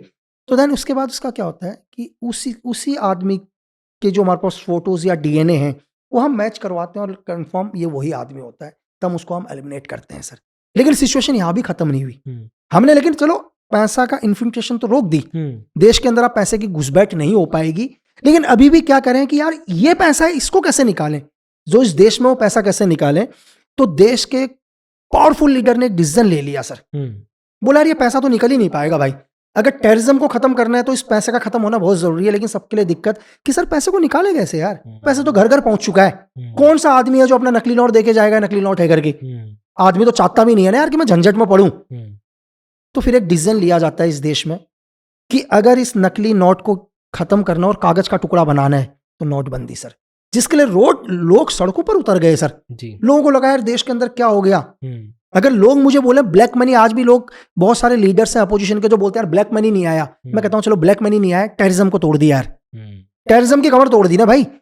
जो हजारों करोड़ इस देश के अंदर आतंकवाद का पैसा था वो कागज के टुकड़े बन गए सर, सिर्फ एक डिसीजन कि नोट की वैल्यू खत्म। तो नकली नोट की तो वैल्यू वैसे ही खत्म सर। चलो असली नोट तो आपने बैंक में चेंज करवा दिए जी, जो भी आपके नोट थे सब लोगों ने बैंक में जमा करा दिए, लेकिन जितने नकली नोट थे वो थोड़ा जाएगा बैंक में जमा कराने, तो कागज का टुकड़ा बन गया ना। तो मैं ये कहूंगा कि आज भी कई लोग नाराज हैं कि यार मेरी बेटी की अच्छे से शादी नहीं हो पाई, मैंने अपनी बेटी की शादी 20,000 में करी, 50,000 में, लेकिन मैं इतना बोलूंगा कि यार आपने अपनी बेटी को बचा लिया, अपने दामाद को बचा लिया। नहीं तो कहीं ना कहीं वो करेंसी अगर आज भी इस देश में होती तो वो उनके घर तक पहुंचती, उनकी गोलियां, उनके धमाके वहां तक आते यार।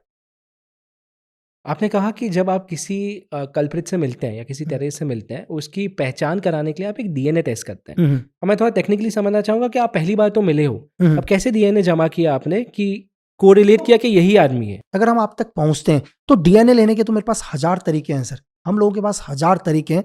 आप बॉडी के किसी भी पार्ट से लेकर, मतलब कोई भी XYZ पार्ट अगर हमारे को आपका मिलता है तो उससे हम लोग डीएनए निकाल लेते हैं। इस केस में आपने कैसे लिया, जिसको आप मिले नेपाल में, जो मेन बॉस था ये पूरे रैकेट का, हाँ सर, उनका डीएनए कैसे लिया? नहीं, जो हमारी जो टीम काम कर रही थी नेपाल के अंदर, क्योंकि ये भी कंफर्म नहीं था कि यार वही है या ये वो नहीं है, तो देन हम लोग, जो मेरी टीम थी इस केस के अंदर, क्योंकि मैं डायरेक्ट इन्वॉल्व नहीं था, मैं इनडायरेक्ट तरीके से इन्वॉल्व था इस केस में, क्योंकि उस टाइम शायद मैं किसी केस, मेरे ऊपर कुछ केसेस लगे हुए थे, ठीक है। तो मेरी जो फ्रंट में टीम थी वो टीम फ्रंट में वर्क कर रही थी, जितने भी मेरे एजेंट थे, क्योंकि नेपाल में बहुत सारे लोग मुझे ऑलरेडी बाय फेस जानते थे, ठीक है। तो मैं डायरेक्ट इन्वॉल्व नहीं होना चाहता था इसमें। तो जब पहली बार जो बंदा आया उसके साथ वो लोग रुकने के बाद क्या है सर कि इन्होंने साथ में खाना आना खाया, क्योंकि बहुत बड़ी पेमेंट की मीटिंग्स थी, बहुत बड़ी। जो उसने पानी यूज किया, उस पानी को भी बंदों ने वापस लेकर आए। इसके अलावा कि उसने जिस चीज को भी टच किया हुआ था, जैसे उसने सपोज करो कि बहुत सारी चीजों को टच किया था, उसने गिलास को टच किया था, ठीक है। जब वो कमरे के अंदर आया तो उसने बेडशीट को टच किया, तो बहुत सारी, तो हमारी टीम ने लगभग 3 या 4 चीजें कि कौन उन चीजों को दोबारा भिजवाया, और उसके साथ को जो मैच किया गया, क्योंकि मैच करने वाले तो हमारे लैब के अलग साइंटिस्ट लोग होते हैं जो डीएनए में एक्सपर्ट होंगे, तो उन्होंने बोला ठीक है, then is the features immediate, यही वो आदमी है। और फिर पकड़ा गया उसको? फिर कंफर्म नहीं, पकड़ा नहीं गया सर, देन एलिमिनेट ही कर दिया सर, एलिमिनेट हो गया। बिल्कुल। नकली करेंसी कैसे सर्कुलेट होती है हिंदुस्तान में? आज भी इस देश के अंदर जो नकली नोट का जो कारोबार चल रहा है, इसमें क्या होता है, आईएसआई कुछ एक जो इस देश के, मैं उसको मिलिटेंट ही बोलूंगा, मेरी नजरों में वो भी एक आतंकवादी हैं, उन लोगों को बोलते हैं कि ठीक है यार 1 करोड़ रुपए ले जाओ, 30 लाख रुपए हमें दे दो। यार लोगों को लगता है ये भी ठीक है यार, 30 लाख के बदले मुझे 1 करोड़ मिल रहा है, जबकि उसको पता होता है नकली है। वो क्या करता है, हमारी हिंदुस्तान की रियल करेंसी सर, वो 30 लाख रुपए उसको दे देता है असली नोट, और वहां से 1 करोड़ की नकली नोट इंडिया के अंदर आते हैं। आने के तरीके बहुत है सर, कैसे कैसे इंडिया में आते हैं, कैसे बॉर्डर क्रॉस करते हैं, फिर उसमें जाएंगे तो उसमें भी एक लंबी चीजें हो जाएंगी।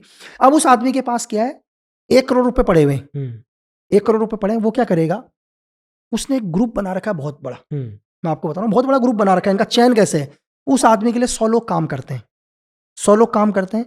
वो सबको क्या करता है, 100 के 100 लोगों को सपोज करो 10-10 हज़ार रुपए दे देता है। तो आई थिंक शायद 10 लाख हो गए, कितने हो गए 10-10 हज़ार के हिसाब से, 100 लोगों को 10-10 हज़ार रुपए दिए तो कितना आया, 10 लाख हो गए। तो 100 लोगों को उसने 10-10 हज़ार रुपए दे दिए, और वो बोलता है ध्यान रखो।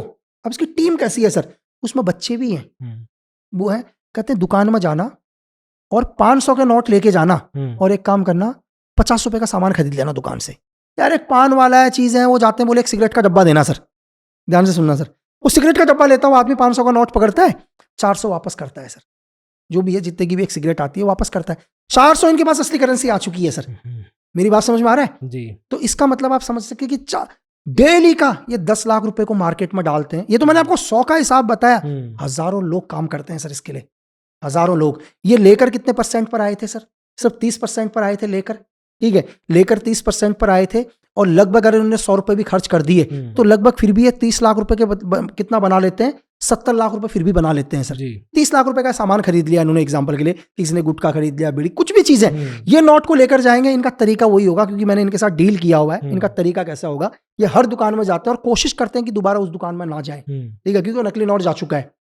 इनका पूरा सर्कल ऐसे ही चलता है, और एक दिन के अंदर इस देश के अंदर लाखों करोड़ रुपए की जाली करेंसी चल रही है सर। और ये आईएसआई से ही हो रहा है या और भी अभी दुश्मन है? नहीं, बहुत मेन सर, देखो ऐसा नहीं है कि आईएसआई है, बगल में सर बांग्लादेश से भी फेक करेंसी आती है, कभी कभी नेपाल से भी फेक करेंसी आती है, लेकिन जो सबसे अच्छे फीचर्स थे वो आईएसआई के फीचर्स, इसको पहचानना बहुत मुश्किल था सर, नोट को पहचाना। वैसे तो मैंने कई जगह पढ़ा है कि आजकल तो भाई भारत में भी नकली नोट बना रहे हैं, कई जगह मिल जाते हैं, लेकिन उसके फीचर्स वो नहीं हो पाते। जो बेस्ट फीचर है वो आईएसआई का बेस्ट फीचर है सर, लेकिन लोगों को ये नहीं पता यार भाई कि तुम कहते हो कि यार डॉलर इतना ऊपर जा रहा है, रुपए नीचे आ गया, डॉलर, भाई यार इस देश की पूरी असली करेंसी बाहर भेज दोगे तो रुपए कहां से ऊपर उठेगा यार, क्योंकि हमारी तो करेंसी देश के अंदर है ही नहीं ना सर, तभी तो रुपए डाउन हो रहा है। और दूसरा सर क्या है कि बहुत सारे लोग जो आज के टाइम में, मैंने आपको क्या बोला, जो क्रिकेट की बैटिंग के ऊपर सट्टे के ऊपर। अगर आप सपोज करो कि आज अगर आपने मैच खेला, तो क्रिकेटों का मैच चलता है, दुनिया का कोई भी जुआ यार, बोला ठीक है भाई जुए में जीत लिया 5 लाख रुपए, ले जा भाई। 5 में से मैं बोलता हूँ मेरे भाई तुझे 3 लाख रुपए उसने नकली नोट भी दे दे, कंप्लेन करने जाएगा थाने में कि सर जुआ जीत के आया था, 3 लाख रुपए नकली नोट दे दिए। क्यों? जब दोगे तुम असली लोगे, जब तुम वो जीतेंगे तुम असली दे के जाओगे। और मैं आपको ये बता दूं भाई कि आज के जो लोग हैं, मैं इसमें यही नहीं बोलूंगा यूथ, बहुत बुढ़े लोगों को भी एक ही रात में शॉर्टकट चाहिए सर, रातों रात अमीर बनना है। तो मैं ये बोलूंगा भाई कि जुआ हो या दुनिया का कोई भी गलत तरीके से कमाए हुए पैसे से अगर तुम अपने घर के अंदर एक छोटा सा भी कील दीवार में लगाते हो, तो वो कील तुम्हारे घर की पूरी दीवार लेके चली जाएगी यार। जी। फेक करेंसी स्कैम में दाऊद इब्राहिम का क्या रोल रहा है और आज तक ऐसा क्यों है कि उसको पकड़ा नहीं गया है? सर देखो, दाऊद इब्राहिम तो इस दुनिया के अंदर, चाहे आप नकली करेंसी बोलो सर, दुनिया में कोई भी जुआ बोलो, कोई भी जुआ, ह्यूमन ट्रैफिकिंग बोलो सर, ड्रग्स का धंधा बोलो, आर्म्स का धंधा बोलो, शायद दुनिया में ऐसा कोई ही एशिया के अंदर इलीगल धंधा होगा जिसमें दाऊद का इन्वॉल्वमेंट नहीं है सर। दाऊद यानी कि एक टेररिस्ट, आतंकवादी, आईएसआई का पूरा सपोर्ट सर, आईएसआई के रहमो करम पर पला हुआ है, आईएसआई ने सेफ्टी दे रखी है, सिक्योरिटी आईएसआई ने दे रखी है। तो इलीगल तरीके से दुनिया का सारा पैसा दाऊद इब्राहिम किसको देता है? आईएसआई को देता है सर। हर चीज में है सर। आप ये बोलो कि किस चीज में नहीं है, तो मैं बोलूंगा हाँ उस चीज में नहीं है, सब चीज में ही तो है सर। ये सवाल का कोई जवाब पता नहीं मुझे है कि नहीं, पर मैं फिर भी पूछ रहा हूँ कि, और आई एम श्योर आपको बहुत लोगों ने पहले पूछा होगा या जनरली भी लोग बात करते हैं कि दाऊद इब्राहिम को पकड़ा क्यों नहीं जा रहा है? सर देखो, बहुत सारे व्यूज हैं, मैं आपको सबके अलग अलग व्यूज दूंगा, आप किस पर ट्रस्ट करते हैं मैं सबका दूंगा, ये मेरा कोई भी नहीं होगा इसमें से, ये सबके अलग अलग व्यूज हैं कुछ एक लोगों के। एक पहला ये व्यूज है कि दाऊदी इब्राहिम, दाऊदी इब्राहिम क्या है, पाकिस्तान या आईएसआई के लिए वो सोने की मुर्गी है जो दुनिया भर से आईएसआई का घर भर रहा है। ठीक है सर, सोने की मुर्गी मतलब दाऊद है, दाऊद के नाम पर हजारों करोड़ की फंडिंग आ रही है सर सब चीजों में, और वो पैसा किसको मिल रहा है? पाकिस्तान गवर्नमेंट को मिल रहा है, आईएसआई को मिल रहा है सर। तो ऐसे सोने की मुर्गी को आईएसआई कभी किसी के हाथ नहीं लगने देगी। पहली चीज तो ये सर, ये मेरा, मैं जो भी लोगों का पॉइंट ऑफ व्यू है, जो भी कुछ एक सीक्रेट सर्विस के लोग बोलते हैं, अलग अलग पॉइंट ऑफ व्यू बोलते हैं सर। तो पहला पॉइंट ऑफ व्यू कि दुनिया में कोई भी, देखो आप सर, वो भी पाकिस्तान की आर्मी है, आप उनको कोई गुंडा मवाली नहीं समझ सकते हो सर। बिल्कुल ठीक है कि आपको लग रहा है यार कोई गली के गुंडे हैं कि उनके वहां से उठा के ले आएंगे। भाई एक देश की आर्मी है सर, पूरी की पूरी किसी देश की आर्मी है ना, वहां की सीक्रेट सर्विस साथ में है। तो अगर उनकी सेफ्टी में कोई आदमी है तो उनकी सेफ्टी से किसी को निकालना ऐसा है सर, किसी शेर के मुंह से आप उसका शिकार लेके आ रहे हो। तो एक तो सेफ्टी मैंने आपको किसका बताया, पूरा आईएसआई पूरा। दूसरा पॉइंट ऑफ व्यू कुछ लोगों का है सर, कुछ एक इंटेलिजेंस के लोग हैं, कुछ एक लोग हैं, तो वो मुझे बोलते हैं यार कि इस पर ये भी हम इस पहलू पर बात करना चाहिए कि दुनिया का सबसे कीमती चीज, बोले दुनिया की सबसे कीमती चीज है इंफॉर्मेशन। इंफॉर्मेशन से कीमती चीज दुनिया में कुछ भी नहीं है सर जी। एक, अगर मैं एक सीक्रेट सर्विसेज की तरफ से एक एजेंट होने के नाते अगर आप मुझसे बोलो कि यार इस दुनिया की सबसे महंगी चीज, तो मैं बोलूंगा मेरे लिए इंफॉर्मेशन से महंगी तो दुनिया में कुछ है ही नहीं। मेरा जिंदगी भर काम ही इंफॉर्मेशन से रहा सर। तो कुछ लोगों का क्या मानना है कि दाऊदी इब्राहिम का नेटवर्क है बहुत, और इसमें कोई शक नहीं है सर। मैं आपको नाम नहीं बोलूंगा, 90 के दशक से लेकर कितने पुलिस, कितने क्या, जो खुद दाऊदी इब्राहिम से पैसा ले रहे, चीजें ले रहे हैं सर। ठीक है, पर्टिकुलर नाम के ऊपर आएंगे तो शायद समय ही कम पड़ जाएगा। तो उसका नेटवर्क बहुत स्ट्रांग, चाहे हिंदुस्तान मान लो, चाहे पाकिस्तान मान लो, चाहे दुबई मान लो, चाहे नेपाल मान लो, आसपास एक आदमी का नेटवर्क बहुत स्ट्रांग है। तो सीआईए को भी इंफॉर्मेशन चाहिए सर। देखो सीआईए को इंफॉर्मेशन चाहिए, तो सीआईए अगर इतने देशों में अपने एजेंट लगाता है सर, अपने एजेंट को लगाता है, तो अरबों का खर्चा है सर। बहुत टाइम लग जाएगा अपने एजेंट को एस्टेब्लिश करने में, चीजें बनाने में। ये मैं अपना पॉइंट ऑफ व्यू नहीं बता रहा हूं, किसी का पॉइंट ऑफ व्यू है कि इस एंगल में भी हमें सोचना चाहिए। तो सीआईए के पास, सीआईए ने एक ऐसे आदमी को सपोर्ट किया कि भाई तेरी सेफ्टी की जिम्मेदारी हम देते हैं, लेकिन पूरे एशिया की इंफॉर्मेशन हमें चाहिए। मेरी बात समझ रहे हैं सर? जहां उसे अपने हजारों लाखों एजेंट लगाने पड़ते, ठीक है सर, लेकिन उसे सिर्फ एक आदमी को सेफ्टी करने से वो सारी इंफॉर्मेशन मिल जाती है। ये मेरा पॉइंट ऑफ व्यू नहीं है, इस पर भी विचार करना चाहिए कि कोई ना कोई पावरफुल एजेंसी है जो किसी आदमी को सेव कर रही है, बोलती तेरी सेफ्टी हम करते हैं, लेकिन उसके बदले में तुझे हमें इंफॉर्मेशन देनी है कि कहीं अमेरिका के खिलाफ कोई प्लानिंग तो नहीं चल रही है, उस देश में क्या चल रहा है, क्योंकि तेरा नेटवर्क बहुत बड़ा है। तो इस पर भी हमें एक बार विचार करना चाहिए। ये 2 पॉइंट ऑफ व्यू सर। तीसरे पर आ जाते हैं।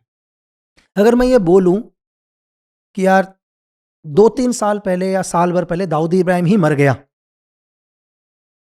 और वो खत्म हो चुका है, तो प्रूफ मैं नहीं दे पाऊंगा, और मैं क्या दुनिया में कोई भी प्रूफ ही नहीं दे पाएगा। उसका रीजन ये है भाई कि सबको पता है कि दाऊद इब्राहिम पाकिस्तान की धरती में है, ठीक है। डिफेंस हाउसिंग अथॉरिटी वहाँ की बहुत, कराची में बहुत, जहाँ पर बड़े बड़े आर्मी ऑफिसर्स वगैरह बड़े बड़े लोग रहते हैं, DHA में फेस नंबर 1 चाहे 2 जो भी XYZ बोले, वहाँ दाऊद रहता था जब भी लास्ट टाइम उसे देखा गया। और मैं बोलूँ यार मर गया 1-2 साल पहले दाऊद इब्राहिम, चलो बीमारियां चल रही थी, इंटरनल हॉस्पिटल भी लेकर गए, वहीं से खत्म हो गया और वहीं से ISI ने उसको दबा दिया। लेकिन क्योंकि पाकिस्तान ने पहले ही ये बोल रखा है यार कि दाऊद इब्राहिम तो उनकी धरती में है ही नहीं, तो दाऊद इब्राहिम के मरने के बाद भी पाकिस्तान कभी दुनिया को नहीं बोलेगा कि दाऊद मर चुका है। क्योंकि अगर आप वो बोलेगा दाऊद मर चुका है तो लोग बोलेंगे यार तूने तो एक आतंकवादी को शरण दे रखी थी करके, तू तो एक आतंकवादी देश है पहले से ही जी। तो पहली चीज तो क्या पाकिस्तान गवर्नमेंट कभी बताएगी नहीं, और दूसरी चीज सेम चीज मैंने बोला कि दाऊद इब्राहिम मरने के बाद भी पाकिस्तान की गवर्नमेंट, वहां की आर्मी, वहां की ISI ये कहेगी कोई बात नहीं, चुपचाप रहो, 10-15 साल तक इसको जिंदा रहो, जितना फंड आ रहा है, जितना आ रहा है, जब तक चल रहा है चलने दो। क्योंकि अगर जो दाऊद के लिए लोग काम कर रहे हैं उनको पता चल गया है कि यार उनका बाप मर चुका है, तो कहेंगे ठीक है भाई अब आगे का हफ्ता क्यों भेजना, हम ही रखते हैं जी। तो ये है सर। कभी कोशिश की गई पास में? बहुत बारी कोशिश करी गई, ऐसा नहीं है कि कई बार कोशिश, जब उसकी बेटी की शादी हो रही थी तब भी कोशिश करी गई। क्या था ये? जब एक इन्फॉर्मेशन मिली कि यार दाऊद की बेटी की शादी हो रही है, ठीक है, इस तरीके से, तो शायद जहाँ तक शायद इसमें दाऊद की बेटी को भी एक बुलेट लगी थी, जो भी मेरी नॉलेज के हिसाब से जो है कि उस इंसिडेंट पर भी दाऊद बच गया था क्योंकि बुलेट उसकी बेटी को लगी थी। और शायद हयात में चल रही थी उसकी बेटी की शादी, या मुझे नहीं पता, शायद हयात होटल में। देन एक बार इससे पहले भी एक प्लानिंग हुई थी दाऊद को मारने की, तो उस टाइम 2 बड़े गैंगस्टर्स को बांग्लादेश से इंडिया आए थे, एक का नाम फरीद तानाशाह था और दूसरे का विक्की मल्होत्रा, और ये दिल्ली का एक अशोका होटल है, अशोका होटल में रुके थे। और तभी क्या हुआ, इस पर भी 2 बातें आती हैं सामने आकर, ठीक है। तो कुछ लोगों का, कुछ इंटेलिजेंस IB का कहना है कि दाऊद इब्राहिम को कहीं से इनपुट मिल गई थी कि अशोका होटल पर उसको मारने की प्लानिंग कर रहे हैं और वो लोग जल्दी वाई पाकिस्तान आएंगे, उसको टारगेट करेंगे। तो दाऊद ने इन्फॉर्मेशन मुंबई पुलिस के, असलम कुछ नाम था, मेरे दिमाग से भी निकल रहा है उस पुलिस ऑफिसर का, उसको इन्फॉर्मेशन दी और उसने उसी टाइम दिल्ली के अंदर जाके उन दोनों लोगों को अरेस्ट कर लिया था सर। तो यहाँ भी कोशिश करी गई थी जी। तो उसमें, और हमारे बहुत सीनियर, इस देश के एक सीनियर ऑफिसर्स का भी आता है कि वो चाहते थे दाऊद इब्राहिम को मारना, और उस दिन वो भी अशोका होटल में उस दिन थे, लेकिन उन्होंने इस बात से डिनाई कर दिया था बाद में कि वो नहीं थे। इस बात में कितनी सच्चाई है, ये जो इन्वेस्टिगेशन जिन्होंने की उनको पता होगा सर। ऑफिसर का नाम बता पाएंगे आप? सर अब ऑफिसर का तो मैं नाम क्या बताऊँ, इज द पावरफुल आदमी और इस देश के बहुत बड़े देशभक्त हैं सर, है ना, आज भी इस देश के लिए काम कर रहे हैं और उन्होंने हिंदुस्तान के लिए बहुत बड़ी बड़ी चीज़ें करी। इस देश को, मतलब मैं आपको क्या बोलूँ कि आज जो इस देश जो इतना पावरफुल और देश के कई हिस्से आज हिंदुस्तान में हैं, उनकी बदौलत है। उन्होंने बहुत काम किया इस देश के लिए और आज भी काम कर ही रहे हैं सर। क्या हिंदुस्तान को अमेरिका पे भरोसा करना चाहिए? क्या वो सच्ची दोस्त है अपना? सर देखो, मैं आपसे बात करता हूँ, ये तो लोग बोलेंगे, जो मैं बोलूँगा लोग इसका खुद ही आंसर ले लें यार, कि हम 1947 में आज़ाद हुए भाई, और हम लगभग मेरे हिसाब से हम 5 वॉर लड़ चुके हैं, क्योंकि 1947-48 का जो हमने वॉर लड़ा था, ठीक है, JNK के ऊपर पूरा, उसके बाद हमने 62, 65, 71, 1999 का, और जब हमने 1962 का वॉर लड़ा था तो यार हमने उस टाइम से भी हम अमेरिका से कह रहे हैं कि हमारे को वेपन्स की ज़रूरत है यार, क्योंकि देखो हमें अपने देश की सुरक्षा करनी है, तो हमें वेपन चाहिए, लेकिन हमें वेपन नहीं मिले यार। आज भी ज़्यादातर वेपन, हम लगभग 70% वेपन आज भी हमारे पास रशिया के ही हैं, क्योंकि 1950 में हमने रशिया के साथ, उस टाइम USSR के साथ हमने एक समझौता करा था, रक्षा संधि समझौता।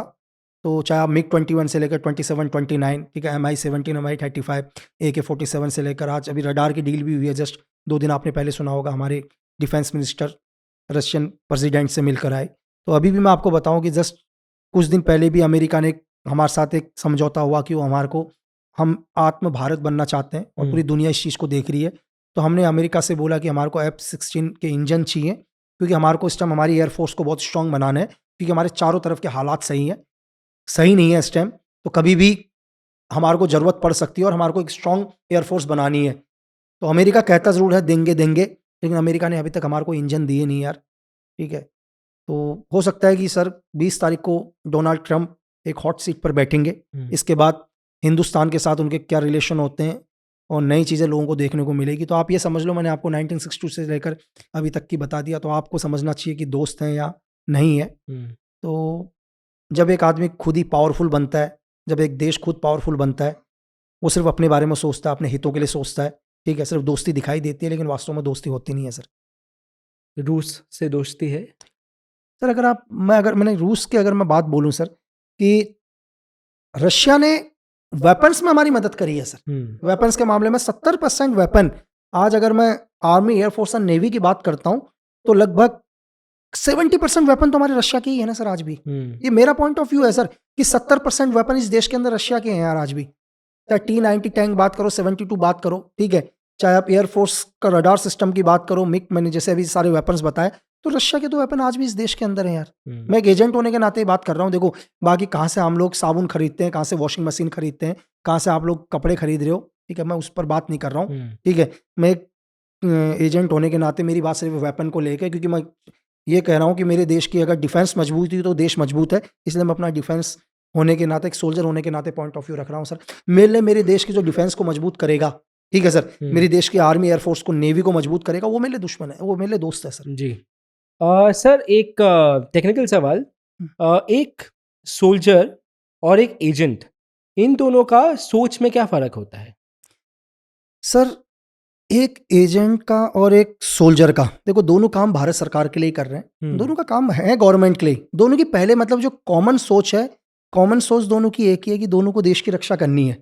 दोनों के लिए सोच एक ही है कि कैसे भी देश की रक्षा की जाए। रक्षा करने वाली सोच सेम होगी, देश को कैसे सेफ रखा जाए वो भी सोच सेम होगी सर, है ना।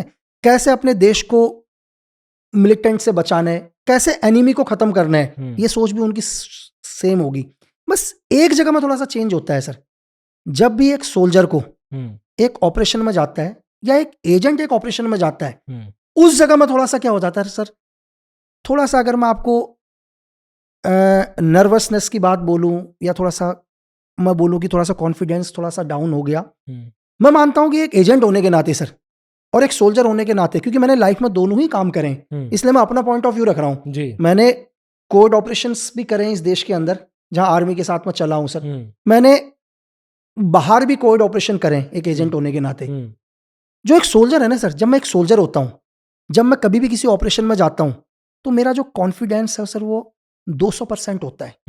लेकिन जब मैं एजेंट होता हूं और जब ऑपरेशन करने जाता हूं LOC क्रॉस करके, तो मेरा कॉन्फिडेंस 20% के आसपास कम हो जाता है, मैं नर्वस हो जाता हूं सर। क्यों ऐसा?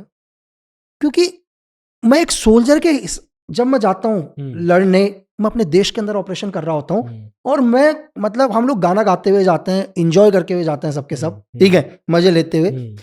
उस पर पता है क्या होता है सर, हम इतना फक्र महसूस कर रहे होते हैं, हम, मेरे को ये पता होता है कि यार मैं यहां से वापस नहीं आया ना, तो भी मैं इस देश का हीरो हूं, ये पूरा हिंदुस्तान मुझे याद रखेगा जी। क्यों मैं नहीं आया, लेकिन पूरा इंडिया, कल पूरा हिंदुस्तान मेरे लिए बात कर रहा होगा, पूरा हिंदुस्तान मुझे अपना भाई बेटा कह रहा होगा मेरी बॉडी आने पर भी। तो इस जीत को तो हर आदमी लेना चाहेगा ना सर जी। अगर मैं एनिमी को भी मार के आता हूं, अगर मैं दुश्मन को भी मार के आता हूं, तो भी मुझे मेडल्स मिलते हैं, तो भी मैं इस देश का हीरो ही हूं सर। तो इस सिचुएशन में तो कॉन्फिडेंस 200 क्या 500% भी होगा सर, क्योंकि आपकी हार कहीं से है ही नहीं। शहीद में भी आप हीरो हो, एनिमी को मारने में भी आप हीरो हो। एक सिचुएशन एक सोल्जर के पॉइंट ऑफ व्यू से है मेरे जी। लेकिन जैसे ही मैं एक एजेंट के पॉइंट ऑफ व्यू से जाता हूं सर, वहां पर मैं थोड़ा सा नर्वस इसलिए हो जाता हूं सर कि कहीं लोग ये ना सोचें यार मैं डर नहीं। देखो मौत का डर तो जब एक सोल्जर बनता है, जब एक कसम खा के आता है, डर तो उसी दिन खत्म कर देता है, ठीक है। वो जो 20% थोड़ा सा कॉन्फिडेंस मेरा डाउन हो गया है, वो हो गया, वो इसलिए हुआ कि मेरी एक छोटी सी गलती से, अगर मैं LOC क्रॉस करने के बाद अगर कोई गलती करता हूं, तो ये गलती सिर्फ मेरे तक सीमित नहीं है सर, इसका रिलेशन पूरे देश के ऊपर पड़ेगा। हो सकता है कि मेरी एक गलती से 2 देशों के डिप्लोमेट रिलेशन खत्म हो जाएंगे सर जी। तो जो वो प्रेशर है कि यार मेरे से कहीं गलती ना हो जाए, मैं मर जाऊं कोई फर्क नहीं पड़ता, लेकिन मेरी किसी चूक से हमारे दो देशों के रिलेशन खत्म नहीं होने चाहिए सर। ये है दोनों में प्रॉब्लम सर, यही दोनों में एक समानता है जी। सर रियल लाइफ हीरो और रियल लाइफ हीरो, जो आप रील पे, मूवीज पे, सिनेमा पे, शोज पे जो सोल्जर्स देखते हैं, जो एजेंट्स देखते हैं, क्या आपको लगता है वो सही डिपिक्शन है एक असली सोल्जर और एक असली एजेंट का? सर मैं एक चीज बोलूं सर, मेरे कुछ एक दोस्त अभी गए थे, हम लोग एक ट्रेनिंग कैंप में गए थे सर। मैं अपने दोस्तों को भी ले गया था मुंबई से ही, कुछ एक म्यूजिक डायरेक्टर भी थे, एक्टर भी थे। अच्छा। यार मैंने कहा मैं आपको आर्मी के प्रोग्राम दिखाता हूँ यार, इंसर्जेंसी में। तो मैं उन्हें लेकर गया और पार्टी के अंदर सर एक गाड़ी आके रुकी, और मैंने अपने दोस्तों को बोल दिया था कि जो गाड़ी आ रही है, क्योंकि हमारे को पता होता है नॉर्मल लोग नहीं समझते कि 1 स्टार गाड़ी में लगता है तो उसको क्या बोलते हैं, 2 स्टार किसी गाड़ी में होता है, 3 स्टार किसी की गाड़ी में होते हैं, तो उनको समझ में नहीं आता, उनके लिए सब ऐसे ही है जी। तो मैंने अपने दोस्तों को बोला यार जो गाड़ी आ रही है ना, ये जो गाड़ी आ रही है ये ऑल ओवर पूरा का पूरा, ठीक है, ये इसको कमांड करती है एज ए इंटेलिजेंस के, ये लड़की आएगी भी। सर जब वो उसकी गाड़ी आके रुकी, जब वो गाड़ी से नीचे उतरी ना सर, जो उसका तरीका था सोल्जर्स के साथ मिलने का, तो जो यहाँ से मेरे मुंबई से जो एक्टर भी दोस्त गए ना सर, वो 2 दिन तक तो उनका वही दिमाग है। वो क्या बोले, उनने एक दो बड़ी एक्ट्रेस का नाम लिया, बोला लक्की भाई जो ये एटीट्यूड कैरी कर कर आई थी ना, जो उसका उतरने का तरीका था, जो वो रुक कर गई, जो लोगों से उसने बात करा, बोला कि अगर हमारी इंडस्ट्री में कोई एक्ट्रेस इसको कॉपी की भी करेगी ना तो 5 साल तक इसका एटीट्यूड कैरी नहीं कर पाएगी। जी। आप वो एटीट्यूड कहां से लाओगे सर? आप कितना भी कर लो सर, कितना भी आप, मैं आपको एक क्वेश्चन बोलूं सर, आप कभी किसी सीनियर आर्मी ऑफिसर के साथ बैठना सर, जो सीनियर आर्मी ऑफिसर होगा, चाहे रिटायर हो गया होगा सर, उसका बैठने का उसका अंदाज अलग होगा। बैठने का अंदाज से आपको लग जाएगा कि मैं इसके बैठने के अंदाज से ही पागल हो गया हूं सर। उसके कपड़े पहनने के स्टाइल, आप वो चीज ला ही नहीं पाओगे सर। आप कितनी भी एक्टिंग कर लो, कुछ भी कर लो, आप वो एटीट्यूड कैरी नहीं कर पाओगे सर।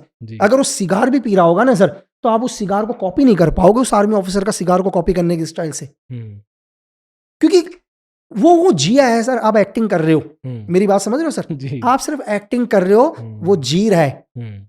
एक छोटी सी मैं आपको एक इंसिडेंट बताता हूं सर।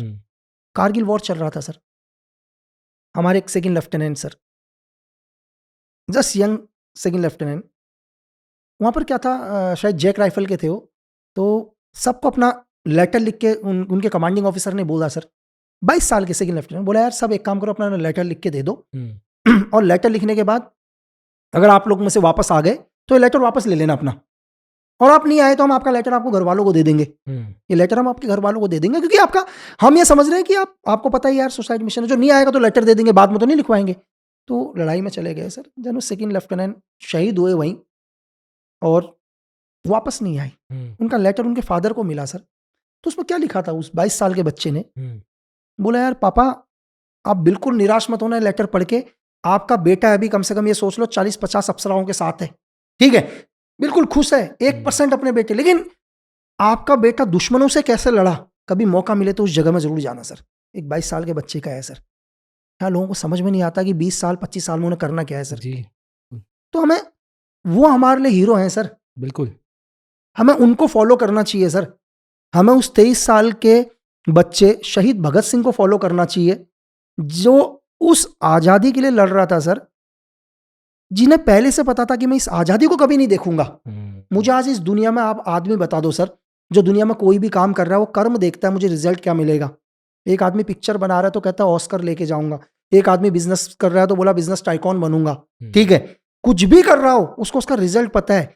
लेकिन 23 साल का वो बच्चा सर, वो क्या फाइट कर रहा है, उसको पता है मैं इस आजादी को कभी नहीं देख पाऊंगा सर, लेकिन उसको ये पता है कि मेरे इस बलिदान से हाँ हिंदुस्तान हमेशा सुकून से रहेगा सर। जी। तो हमें वो लोग हमारे हीरो हैं सर, हमें उन्हें नहीं भूलना चाहिए सर।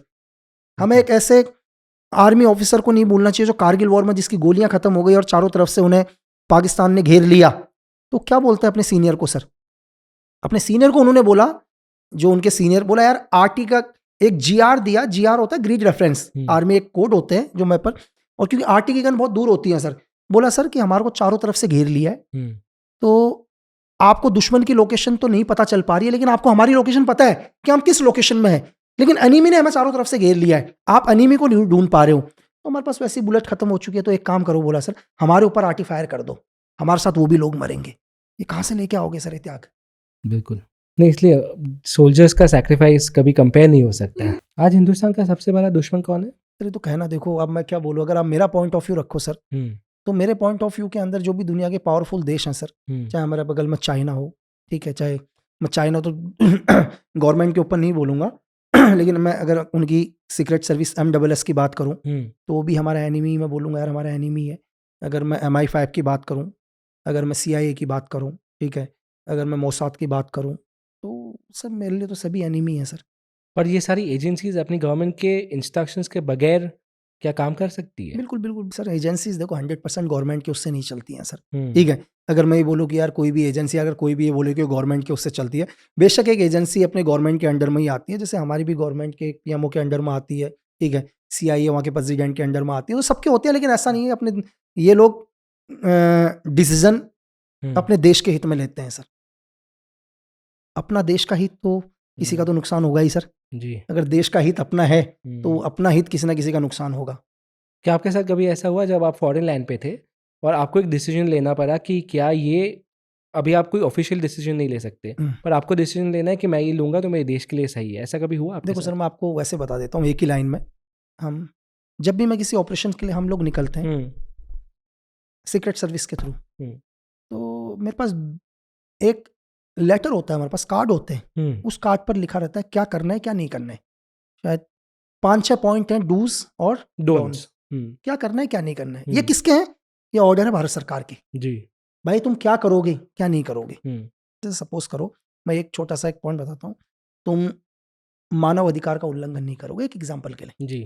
ठीक है सर, जब तक जरूरत ना पड़े, ठीक है, तब तक तुम क्या नहीं करोगे, फायर नहीं खोलोगे।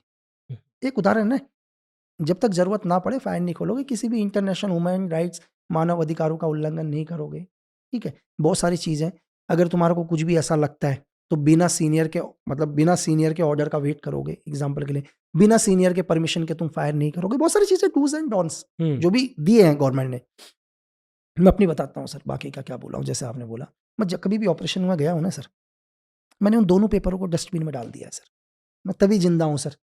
जी। अच्छा एक चीज़ मुझे बताइए सर, 2014 से पहले भी मैंने काम किया और 2014 के बाद भी मैंने काम किया है सर। जी। किसी ने मुझे बोला 14 से पहले कि तुम जा रहे हो, तुम फायर नहीं खोलोगे भाई, ऑर्डर है फायर नहीं करोगे, कुछ भी हो जाए। अगर मैं वो डूज ऑन डॉन्स मान लेता तो शायद मैं आज यहाँ नहीं होता सर, मैं पॉडकास्ट करने नहीं आया होता यहाँ।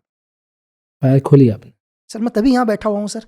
मुश्किल डिसीजन चाहिए सर सर आपने एक सीक्रेट एजेंट या सोल्जर के हाथ में आपने गन पकड़ा दी, उस गन का क्या काम है सर? गन किस लिए दी है आपके हाथ में? सर एक छोटा सा एक एग्जाम्पल, पुलिस के हाथ में एक लकड़ी होती है ना सर, लाठी होती है। जब बच्चे उधम करते हैं, दुनिया में कुछ भी उधम होता है, तो पुलिस क्या करती है सर? लाठी चार्ज करती है ना सर। जी। पर जैसे आपने पहले कहा कि आपके एक गलत डिसीजन से डिप्लोमेटिक रिलेशनशिप भी खराब हो सकते हैं दो देशों के बीच, तो कभी ऐसा थ्रेट रहा और हाइपोथेटिकली ये भी है कि आपको अपने आप को भी बचाना है, तो एक सोल्जर क्या करेगा? सर कई बार होता है, हम जो ऑपरेशन में जाते हैं, ऐसा नहीं होता कि हम लोग भी भगवान नहीं है कि हमारे हर ऑपरेशन 100% से सक्सेस होंगे। कई बार सिचुएशन ऐसी होती है, हमको ऑपरेशन विड्रॉल भी करना पड़ता है सर।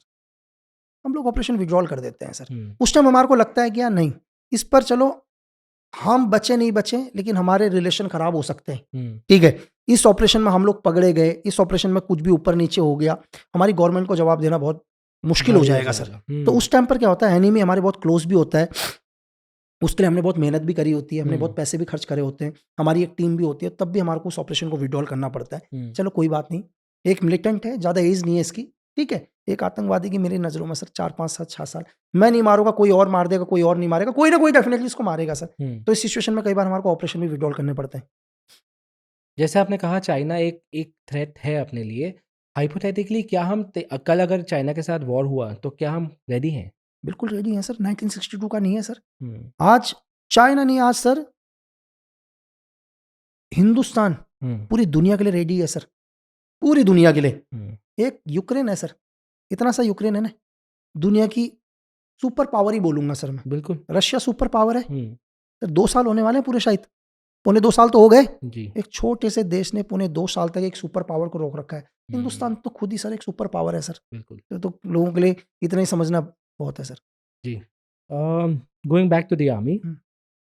हमारे आसपास कुछ देश हैं जिनकी जब गवर्नमेंट गिरी तब आर्मी ने टेक ओवर किया। फॉर बिल्कुल एग्जांपल dictatorship, म्यांमार। बिल्कुल। आर्मी टेक ओवर क्या, मतलब from a rights perspective, from a procedure perspective, क्या आर्मी टेक ओवर कर सकती है? सर और क्या ये कभी, मतलब गवर्नमेंट उतना पावर देती है आर्मी को, और क्या ये कभी नहीं इंडिया नहीं में भी नहीं हो सकता नहीं है? नहीं नहीं, कभी नहीं हो सकता इंडिया में सर। हम्म। हम एक लोकतंत्र देश हैं सर, हम्म, हम सच में लोकतंत्र हम कहते नहीं है सर। जी बिल्कुल। मैं आपको एक छोटा सा उदाहरण बताऊंगा तो इस हम्म। आपका पूरा टॉपिक क्लियर हो जाएगा। हम्म, पाकिस्तान के अंदर 99 में शायद परवेज मुशर्रफ उस टाइम जनरल हुआ करते थे पाकिस्तान के। हम्म, होता क्या है कि पाकिस्तान के जनरल को लगता है कि यार पाकिस्तान पर मेरा अधिकार होना चाहिए, ठीक है सर, जी। ये परवेज मुशर्रफ को लग रहा है, हम्म, लेकिन मेरा अधिकार होगा कैसे यार, मैं करूंगा कैसे, एकदम से तो तख्ता पलट नहीं कर सकता, हम्म, लेकिन अधिकार होने के लिए कुछ तो ऐसा करूं कि अधिकार मेरा हो जाए। परवेज मुशर्रफ कहते हैं कि यार ठीक है, क्यों ना कारगिल वॉर कराया जाए, हम्म, कारगिल वॉर कराया जाए, अपनी आर्मी को भेजते हैं, हम्म, ठीक है, अपनी जो रेंजर्स है या जो भी उनकी इन्फेंट्री है जो भी, उनको भेजते हैं और एक वॉर कराते हैं हिंदुस्तान के साथ। जब वॉर होगा तो पावर तो मेरे पास ही आएगी ना सर, देखो आर्मी के पास ही तो पावर आएगी। तो सेम एक आदमी ने अपनी डिक्टेटरशिप को लेने के लिए, अपनी सत्ता लेने के लिए हिंदुस्तान और पाकिस्तान का कारगिल वॉर करा दिया सर, ताकि सत्ता उसके हाथ में आए। जी। हजारों लोग मर गए सर, हम्म, सोल्जर्स मारे गए, दोनों देशों के सोल्जर शहीद हो गए, उन्हें कोई फर्क नहीं पड़ा, सिर्फ सत्ता हाथ में आ गई सर। ये सिर्फ उसे सत्ता चाहिए थी जो वॉर करा दी सर। हम्म, तो जब भी क्या होता है, किसी भी डिक्टेटरशिप को कंट्रोल चाहिए होता है आर्मी पावर। ये कहने वाली बात है कि भाई शांति, अशांति भी वही करता है सर, अशांति भी वही करता है। हम्म, अभी 54 ईयर, शायद मुझे लग रहा है 54 साल की गवर्नमेंट गिरी है सर सीरिया में, जी। 54 ईयर की गवर्नमेंट गिरी है। हम्म, अब लग रहा है कि कुछ एक लोगों ने गवर्नमेंट गिराई है। अगर हम देखें सीरिया की गवर्नमेंट को गिराने के पीछे, शायद मुझे जहाँ तक याद है कि चलो पूरे दुनिया के अंदर हर जगह डिक्टेटरशिप खत्म हो रही थी, एक 14 साल के बच्चे ने एक वॉल के ऊपर लिख दिया था कि हम्म, भाई डॉक्टर आप 13 नंबर है नेक्स्ट, लिखा ना सर। हम्म, तो ऐसा नहीं है कि हम बोल दें कि यार उस 14 साल के बच्चे ने ही गवर्नमेंट गिरा दी। हम्म, यहाँ पर क्या हुआ कि जो डिक्टेटरशिप के बहुत सारे लोग होते हैं उनको लगता है कि यार एक बच्चे ने ये चीज़ कर दिया वाई वाई लेने के लिए, हम्म, कुछ एक बच्चों को उन्होंने उठा लिया सर, बच्चों को उठाया, टॉर्चर करना शुरू कर दिया। क्यों? क्योंकि बसर की शाबाशी मिले, हम्म, ठीक है, और धीरे धीरे लोगों ने धरना स्टार्ट कर दिया। तो प्रेसिडेंट को लगा सीरिया कि यार नहीं यार इन बच्चों को रिटर्न वापस कर देना चाहिए। जब उन बच्चों को वापस करा तो उन बच्चों के भाई बॉडी के ऊपर देखा यार इन बच्चों को तो मरने से बुरा हाल कर दिया, हम्म, ठीक है सर। तो बच्चों को, लेकिन उसका डिसीजन क्या हुआ, वो उल्टा पड़ गया सर। ये हम्म, आग पूरे सीरिया की ओर गई, पूरे सीरिया की ओर। ऐसा नहीं है, मतलब जो बात सिर्फ पहले एक सीमित जगह तक थी वो पूरे सीरिया के अंदर फैलना स्टार्ट कर दिया। बस उसने फिर एक डिक्टेटरशिप ने और दूसरी गलती क्या कर दी सर, बोला यार इस विद्रोह को कैसे भी कुछ लो। हम्म, उसने रोड के ऊपर टैंक ला दिए सर, हेलीकॉप्टर से फायर करना शुरू कर दिया, जी। ठीक है, पूरा। फिर इसकी बात पूरे उस देश से बाहर जाना शुरू हो गया सर। बस जो जिन पूरे एजेंसी ने जिसका ये प्लान करवाया है सर, कोई ना कोई तो एजेंसी थी जिसका ये सब कुछ प्लान था सर, जी। ये होना था। तो हमारे को लगता है ये चीज है। अगर मैं बात जो ये बताने का रीजन ये है कि एक बच्चा, एक वो था क्या, एक नॉर्मल बच्चे से शुरुआत हुई, लेकिन इसको एक बड़े विद्रोह में कन्वर्ट किया, लेकिन उस विद्रोह के पीछे भी कोई ना कोई एजेंसी थी जिन्होंने मदद करी। जी बिल्कुल, वरना है ना कैसे सर? कर सकती है? बिल्कुल। तो अगर किसी देश की 54 साल की गवर्नमेंट, आप समझ लो कि एक देश की 54 साल की गवर्नमेंट गिरा दी यार। सब्सिक्वेंट इम्पैक्ट क्या है आर्मी टेक ओवर का आम जनता पे? नहीं sir, army control, army rules किसी भी देश में नहीं होने चाहिए सर। हम्म, देखो आज जो पाकिस्तान के अंदर जो हालात हैं, आज जो वहाँ के आवाम जो 200-200 रुपए केजी आटा खरीद रही है, दूध नहीं पी पा रहे बच्चे, ठीक है, हर रोज धमाके हो रहे हैं, हर रोज उनके सोल्जर मर रहे हैं, कभी मस्जिदों में धमाके हो रहे हैं। भाई ये तो आपके ही लोग हैं ना यार, ये तो आपके ही लोग हैं मानने वाले। भाई जी। अगर ये आपके ही लोग हैं तो फिर यार आप कहते हो पूरी दुनिया के अंदर इस्लाम होना चाहिए, सरिया लॉ होना चाहिए, तो ये क्यों धमाके कर रहे हैं? क्योंकि कंट्रोल आपकी आर्मी के पास है भाई। आपकी आर्मी चाहती ही नहीं कभी शांति हो, क्योंकि आपकी आर्मी को पता है अगर शांति हो जाएगी लोकतंत्र आएगा, अगर लोकतंत्र आएगा तो जितनी भी फंडिंग आ रही है वो फंडिंग आर्मी को नहीं मिलेगी भाई पाकिस्तान की, हमारा वो पावर फंडिंग चला जाएगा। बिल्कुल वो फंड हाथ से चला जाएगा, पूरा का पूरा पावर हाथ से चली जाएगी। तो पावर हाथ से ना जाए, पैसा हाथ से ना जाए, लोकतंत्र नहीं बनने दे रहे हैं, चाहे पूरा देश आतंकवाद में झूल जाए सर। ये तो दिख रहा है हम सबको जी। हम मूवीज में भी जब देखते हैं कि आईएसआई और रॉ साथ में मिशंस करती हैं, क्या होता है ये एक्चुअली सर होता देखो, है? एक्चुअली मैं आपको सिर्फ इतना ही बताऊंगा कि सीक्रेट सर्विस की दुनिया में कोई दोस्त नहीं है परमानेंट, कोई परमानेंट दुश्मन नहीं है। जब एजेंसी को लगता है कि दो एजेंसी का दुश्मन एक ही है, तो उस टाइम वो दोस्त बन जाते हैं सर, ठीक है। और अगर उन्हीं दोस्त के बाद जब उनको ये लगेगा कि ये मुझे नुकसान कर सकता है, तो दुश्मन। यहाँ परमानेंट कभी कोई दोस्त नहीं होता सर, यहाँ परमानेंट कभी कोई दुश्मन नहीं होता। कभी कभी एनिमी को खत्म करने के लिए 3 एजेंसी भी एक हो जाएंगी सर, 5 एजेंसी भी एक हो जाएंगी, ठीक है। और कभी वो पांचों के पांचों एजेंसी भी सबसे कट्टर दुश्मन होंगी सर। कभी हुआ है ऐसा रॉ और आईएसआई ने साथ में कोई सर मिशन देखो, किया है? मैंने केस स्टडी पढ़ी है, इसमें मैंने तो कभी, जब तक मैंने काम किया तब तक तो मेरे सामने ऐसा कोई भी ऑपरेशन नहीं था, लेकिन एक ऑपरेशन तुर्खम था। तुर्खम के ऊपर क्या है, एक कोड को डिकोड करना था जो यूएसएसआर केजीपी की तरफ से एक कोड गया था। इस तुर्खम कोड का एक ही मकसद था कि 1981 में दोबारा हिंदुस्तान और पाकिस्तान का वॉर हो जाए सर। ये बहुत कम लोगों को पता होगा, शायद कल से न्यूज़ में भी चल रहा है। तुर्खम तहरे तालिबान तुर्खम बॉर्डर को क्रॉस करके पाकिस्तान की एक जगह को कैप्चर कर चुका है। तो यही तुर्खम बॉर्डर से कोड तुर्खम बना था। तो इसके पीछे एक लंबी कहानी है, मैं आपको शॉर्ट में बताऊंगा। एक्चुअली ये 1981 की बात है, 79 की बात, जब यूएसएस आर्मी पूरी अफगानिस्तान के अंदर घुस गई थी, ठीक है। लेकिन यूएसएसआर के अंदर घुस गई थी तो यहीं सीआईए ने एक ऑपरेशन साइक्लोन चलाया था, जिसके लिए आईएसआई ने दुनिया में पहली बार मुजाहिदीन बनाना शुरू किया, जिहाद का नाम दिया। और ये सारे मुजाहिदीन, जिसमें बिन लादेन भी एक था, इन्होंने यूएसएसआर के खिलाफ फाइट करना शुरू किया, क्योंकि इनडायरेक्ट तरीके से अमेरिका था। तब यूएसएसआर आर्मी को लगा यार क्या करा जाए, कैसे आईएसआई को बैकफुट फेंका जाए। तो उनका एक ही दिमाग में प्लान आया कि आईएसआई तभी बैकफुट हो सकता है जब पाकिस्तान के ऊपर कोई वॉर कर दिया। पाकिस्तान के ऊपर कौन वॉर करे, 10 साल पहले हिंदुस्तान का वैसी वॉर होता है, तो क्यों ना इन दोनों देशों को एक बार लड़ा दिया जाए। तो इस कोड को डिकोड किया था। एक लंबी कहानी है, कभी इस पर डिस्कस करेंगे सर, पूरा का पूरा ऑपरेशन तुर्कम के ऊपर जी। पर ये होता है ऐसा कि दोनों एजेंसी साथ में मिलके काम करती है। तो इस कोड को डिकोड किया, इंडिया के RNW ने इस कोड को डिकोड किया और ये बात आईएसआई के साथ शेयर करी। अच्छा, आईएसआई के साथ शेयर करी कि देन आईएसआई ने कि इसको देखा, तो एक बड़ा वॉर होने से रुका सर। जी। एनिमी नेशंस क्या टैक्टिक्स यूज करती है हमारे ऑफिसर्स को हमारे खिलाफ करने को? सर देखो, हमारे ऑफिसर्स को हमारे खिलाफ करने को, देखो क्या होता है कि बहुत सारे दुनिया के अंदर ऐसा कोई नहीं है यार जो दूध का धुला है। हर डिपार्टमेंट में कोई ना कोई करप्ट तो होता ही है। अगर मैं एक उदाहरण दूं कि अगर आप बोलो यार एजेंसी भी, तो मैं मानता हूं कि 2000 में भी एक ऐसा इंसिडेंट है रविंद्र शर्मा के बारे में, शायद सब लोगों को उनका पता होगा कि कैसे वो सीआई के लिए काम करने लग गए थे और बाद में वाई नेपाल तो यूएस चले गए। और शायद 2012 में उनका एक एक्सीडेंट हो गया। एक्सीडेंट क्या हुआ, शायद सीआईए ने उनको एक्सीडेंट में ही मरवा दिया कि बाद में हमारे काम के नहीं है। तो देखा जाता है कि दुनिया की हर एजेंसी चाहती है सर कोई ना कोई आदमी उनके लिए काम करे, चाहे उनके गवर्नमेंट में हो, पॉलिटिक्स में हो, एजेंसी में हो, या किसी भी विभाग में हो जो उनके देश के लिए काम करे। देखा जाता है कि यार वो चाणक्य की हर उस नीति को अपनाते हैं यार, साम दाम दंड भेद, ठीक है।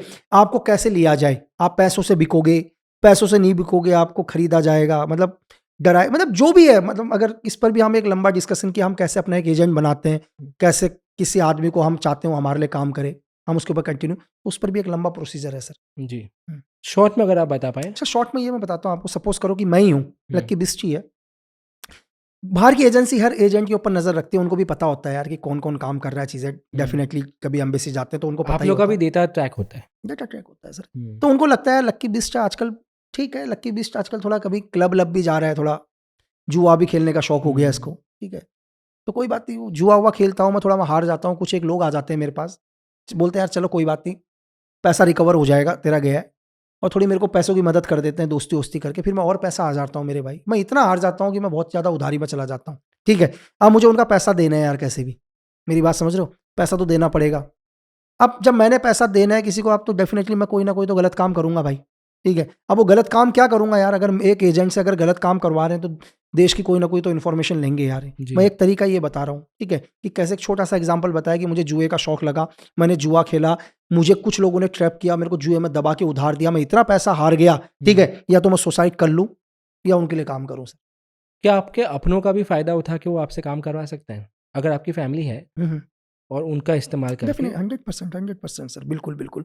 ऐसा होता है, देखो सपोज करो कि एग्जांपल के लिए कि परिवार है, तभी हम कहते हैं कि भाई जो एक एजेंट है उसका कभी पता नहीं होता किसी को, कि सपोज करो किसी एजेंट का पता चल गया, और पता चलने के बाद मैं आपको नॉर्मली तरीके से बताता हूँ कि कोई एजेंट है, सपोज करो उसकी फैमिली है, घर परिवार कोई भी XYZ, उसकी एक सिस्टर ही है, और पता चल गया कि एक एजेंट है पहले जब तक वो काम करता था, और उसकी सिस्टर से एक लड़के ने, एक बहुत अच्छे लड़के ने दोस्ती करी, इंजीनियर है, कुछ भी XYZ, ठीक है, एक बढ़िया बहुत अच्छा परिवार, और हमारे को नहीं पता वो लड़का इंजीनियर नहीं, वो एक एजेंट है यार भाई, ठीक है, शादी भी हो गई सिस्टर से, और उसने उस जो लड़का है उसकी सिस्टर से शादी करी। शादी करने के बाद आप समझ सकते हैं कि अगर किसी की सिस्टर को ब्लैकमेल किया जाए, कुछ भी चीज़ें कैसे, हज़ारों तरीके हैं, जब आदमी का परिवार टूटता है तो बंदा टूट जाता है सर।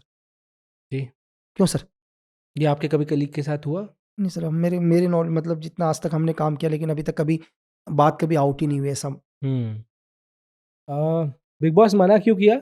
सर क्या है कि मेरे ये बहुत सारे, मैं आपको बताऊं कि मुझे बहुत सारे भाई लोग जो हैं, मेरे दोस्त लोग, वो मुझे बहुत प्यार करते हैं, चाहे सोशल मीडिया से, मेल से, बहुत सारे लाखों में, और वो मुझे हमेशा, उनके डेली मैसेज आते हैं, हर रोज हजारों मैसेज आते हैं, मेल्स आते हैं, उनका सिर्फ एक ही सवाल होता है सर, बोलते हैं लक्की सर हमने आर्मी ज्वाइन करनी है, हमने NSG ज्वाइन करनी है, हमने सीक्रेट सर्विस ज्वाइन करनी है, हमने RNW ज्वाइन करनी है, हम कैसे ज्वाइन करें?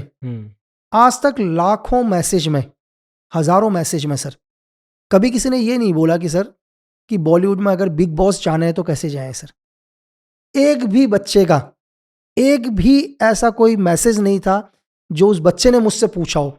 तो मुझे ये लगा कि जितने लोग मुझसे प्यार करते हैं ना सर, ये लाखों लोग मुझसे प्यार करते हैं, वो इसलिए प्यार करते हैं सर क्योंकि मैंने, शायद मेरे ग्रैंडफादर ने, मेरे फादर ने, या मैंने इस देश के लिए काम किया, तभी वे प्यार करते हैं जी। तो मेरे पीछे बहुत सारे लोगों के इमोशंस हैं सर, बहुत सारे लोग मुझे इसी रूप में देखना चाहते हैं सर। तो आप अपने कुछ निजी फायदे के लिए, आपका कुछ निजी फायदा, पैसा मिलेगा सर आपको, बिल्कुल पैसा ही तो मिलेगा सर। नाम छोड़ दो सर, मुझे वो नाम नहीं चाहिए, ठीक है, वैसा नाम नहीं चाहिए, सिर्फ पैसा मिलेगा, एक ही बेनिफिट है पैसा।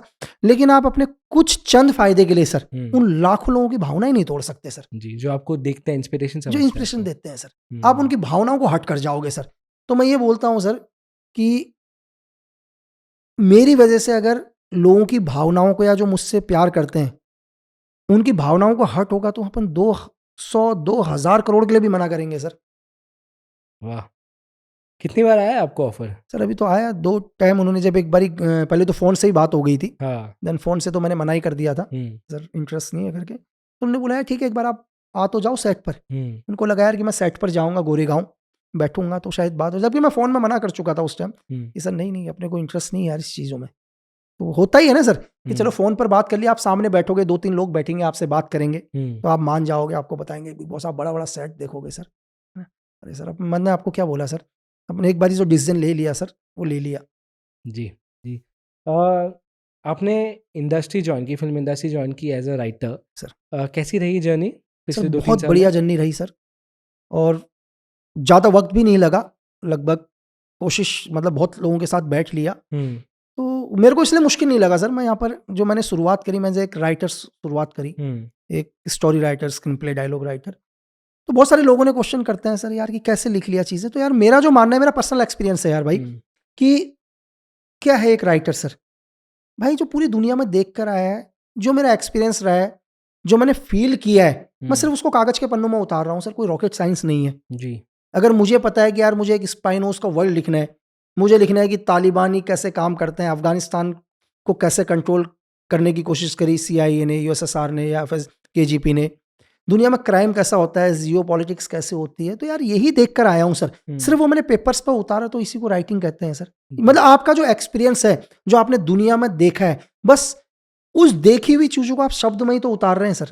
मुझे याद है आपकी किताब में आपने एक पॉइज़न मेंशन किया हुआ है, जिसका इनोवेशन किया गया है, जो लेके ना पेन होता है, ना समझ आता है कि पॉइज़न के थ्रू इसको मारा गया। क्या नाम था सर उस पॉइज़न का? सर देखो, इसमें बहुत सारे, अगर आप पोलोनियम 210 की बात कर रहे हो, ठीक है, तो एक्चुअली में क्या है था, इस पॉइजन का इस्तेमाल किया था सर यासिर इराफत, फिलिस्तीन के एक बहुत बड़े लीडर हुआ करते थे सर। मैं आपको बताऊं कि उनको कहते हैं कि जब उनकी हत्या हुई, उनको नेचुरल डेथ, एक अटैक पड़ा था उनको, और अटैक पड़ने के बाद लेकिन बाद में उनकी बॉडी को जब दोबारा निकलवाया सर, अभी उनकी परमिशन, फैमिली से परमिशन लेके, तो पता चला कि उनकी बॉडी के अंदर पोलोनियम 210 का यूज हुआ है सर। और ये इतना डेंजर है, रेडियो वाइप्स की तरह है सर। ये साइनाइड से 1000 गुना खतरनाक है सर। मतलब इज अ वेरी डेंजरस। मतलब मैंने आपको बोला कि इसके रेडिएशन सोच लो कि आप यासिर इराफत, जिनको लोगों को नहीं पता होगा, मैं बोलूंगा एक बहुत बड़े लीडर रहे इस देश के, और वो यूएन में एक बार उनकी स्पीच थी, तो उस स्पीच में उनको बुलाया, उनकी एक ही शर्त थी कि मैं इस स्पीच को देने एक ही शर्त में आऊंगा, मैं अपने साथ अपना रिवॉल्वर भी लेके आऊंगा सर। ये उन्होंने शर्त रख ली यूएन में। ये तो क्यों? उनकी शर्त थी सर, मैं नहीं आऊंगा नहीं तो, लेकिन मेरी शर्त एक ही है कि मैं क्या करूंगा, मैं रिवॉल्वर के साथ आऊंगा। यूएन के तो रूल ही नहीं है सर कि आप कोई हथियार के साथ जाए यूएन में जी। लेकिन दुनिया को उनका मानना पड़ा ये शर्त सर। यासिर राफत को बोला कि आप अपनी बात रखो यूएन में आके। तो जब उनकी स्पीच शुरू हुई तो उन्होंने अपने साथ एक पौधा भी लेकर गए थे। उस पौधे का मुझे नाम नहीं आ रहा, एक छोटा सा पेड़ कुछ बोलते हैं उसको फिलिस्तीन में। उन्होंने एक ही चीज बोला कि ये जो पौधा है ना, ये शांति का प्रतीक माना जाता है हमारे वहां। बोला मेरे हाथ में ये पौधा भी है और मेरे एक हाथ में रिवॉल्वर भी है। अब दुनिया डिसाइड करे कि उन्हें यासिर अराफत से क्या चाहिए सर। वाह। ये आप डिसाइड कर लो, आपको ये पौधा चाहिए, आपको ये रिवॉल्वर चाहिए सर। जी। तो कहते हैं कि उनको मरवाने के पीछे इजराइल की सीक्रेट सर्विस थी, लेकिन मैं नहीं कहता हूं, लोग ऐसा कहते हैं sir. Wire of spy universe का क्या ओपिनियन है आपका? आपने देखा है वो जो यूनिवर्स सर? मैंने सर देखो, मुझे सर, मैंने आपको क्या बोला, शाहरुख, ऋतिक, दीपिका, सलमान सबको साथ लेके एक यूनिवर्स बना रहे हैं सर। मैं आपसे बड़ी बात नहीं बोलूंगा, आप इस बुक को पढ़ना जी, पूरी की पूरी। मैं आने वाली पिक्चर आ रही है सर, एक बार आप देख लेना सर। बस एक बार आप उसको देख लेना, शायद आपको समझ में आ जाएगा स्पाई वर्ल्ड होता क्या है सर, क्या होता है वर्ल्ड, स्पाई वर्ल्ड जी। आपको समझ में आएगा कि एक लड़के की बॉडी में 18 नट बोल्ट डालते हैं सर, फिर भी दूसरा लड़का जाता है वर्क करने। तो ये वर्ल्ड है, इस वर्ल्ड में तो एक ही सब कुछ टाइगर होता है ना सर, वही सब कुछ करता है, बाकी तो कुछ है ही नहीं सर। अभी मैं एक और बता रहा हूं सर। मैंने स्नैपर लिखी है। आपको पता है मेरी शर्त क्या थी सर? पहले मैं नरेशन देने गया, मेरी एक ही शर्त थी सर, आप मेरी कहानी पढ़ लो, मेरा नरेशन लो, मेरी कहानी में नहीं है हीरोइन। अगर आप बिना हीरोइन के इस पिक्चर को करोगे तो मैं रेडी हूं आपके साथ करने के लिए। तुमने कहा ठीक है, और अच्छे मेकर्स को मैंने नरेशन दिया है सर, ऐसा नहीं है। मैंने नीरज पांडे सर को भी दिया है, अपने गुरमीत को भी दिए हैं जिन्होंने मिर्जापुर वगैरह बनाई है, ठीक है। और 5-6 बड़े डायरेक्टरों को मैं नरेशन दे चुका हूं, सबका कभी किसी ने नहीं बोला इसमें लड़की होनी चाहिए। मैं आपको एक छोटा सा एग्जाम्पल बताता हूं सर, कि मेरा जो हीरो है ना सर, इस कहानी का जो लड़का है, उसका एक ही दिमाग के अंदर है कि मुझे इस दुनिया के सबसे बड़े आर्म डीलर को मारना है सर, जो मेरे रेंज से बहुत दूर है। मतलब वो इस दुनिया में नहीं है, हिंदुस्तान में नहीं है, लेकिन वो इतना पावरफुल है, पूरी दुनिया चलाता है, लेकिन मुझे उसे मारना है। उसका सिर्फ एक ही, वो सुबह उठता है तो उसी को मारने की प्रिपेयरिंग करता है, मतलब तैयारी उसी को मारने की कर रहा है। रात को सोता है ना सर, सोते समय भी उसी के बारे में देखता है कि उसको मैं कैसे मारूं, उसके दिमाग में वही फितूर चल रहा है, और लास्ट में वो किल करता है। तो आपको क्या लग रहा है, जब एक लड़के का टारगेट इतना बड़ा है, क्यों है वो बात अलग है, वो क्यों उसे मारना चाहता है, इसके पीछे आपको क्या लगता है कि जब एक इंसान का टारगेट उस लेवल का है, क्या उसके जीवन में कोई लड़की, कोई प्यार मोहब्बत भी एग्जिस्ट करता होगा सर? अब रियल लाइफ में आकर देखो ना सर, सच में आकर देखो। हाँ, आपको ठीक है, मैं मानता हूं आपको पिक्चर बनानी है, आपको हजारों करोड़ रुपए लग रहे हैं, लेकिन मैं कोशिश करके तो देखो यार, लोगों को ये भी अच्छा लगेगा, लोगों को अच्छा लगेगा ये भी जी। मैंने कुछ ये भी सुना आपके बारे में सर, किसी से, कि लकी बिश्त आपका असली नाम नहीं है, बहुत नाम है, एजेंट रहे हैं आप, अलग अलग ऑपरेशन किए हैं, बहुत लोग पूरी दुनिया में अलग अलग नाम से जानते होंगे आपको। क्या लकी बिश्त आपका सही नाम है? देखो सर, सीक्रेट सर्विस है, तो सीक्रेट सर्विस में क्या होता है, एक्चुअल तो कभी किसी का पता ही नहीं होगा सर, वहां तो कोड ही देते हैं। हर बारी क्या होता है सर, एक नई आइडेंटिटी मिलती है। तो शायद लास्ट टाइम में देखो एक ये आइडेंटिटी मिली, अब उस आइडेंटिटी के बाद कभी मैंने उसके बाद दोबारा ऑपरेशन ही नहीं करा, तो इसी से लोग जानने लग गए। आज सारे मतलब जो भी मेरे दोस्त या हिंदुस्तान के बाहर मुझे लक्की बिश्त के ही नाम से जानते हैं सर। तो उनके लिए तो यही नाम असली समझ लो सर। और क्या ये असली है? देखो असली नाम तो सर, अब मैं ये बोलूं कि रियल नाम तो नहीं है सर, लेकिन है क्या वो मैं नहीं बता सकता। देखो, ना तो मेरा नाम लक्की है, ना मेरी कास्ट बिश्त है सर, इतना मैं कह सकता हूँ, क्योंकि बहुत सारे लोग हैं। तो मैं आपको ये बोल दूं कि सीक्रेट सर्विस किस लेवल तक सोचती है। बहुत सारे लोग बोलते हैं यार कि लक्की बिश्त ने बहुत सारे चीज़ें बता दी, तो भाई ऐसा कुछ भी नहीं बताया कि एजेंट को पता होता है उसे कितना बताना है, वो उतना ही बताता है जितना वो चाहता है, जिसका कितना असर होगा।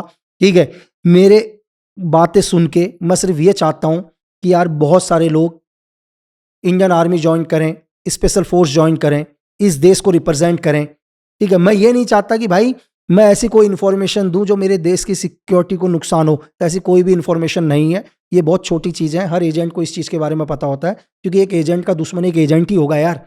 अगर जो दूसरा एजेंट होगा ना वो भी मेरे जैसा ही होगा, मेरे जैसा ही सोचता होगा।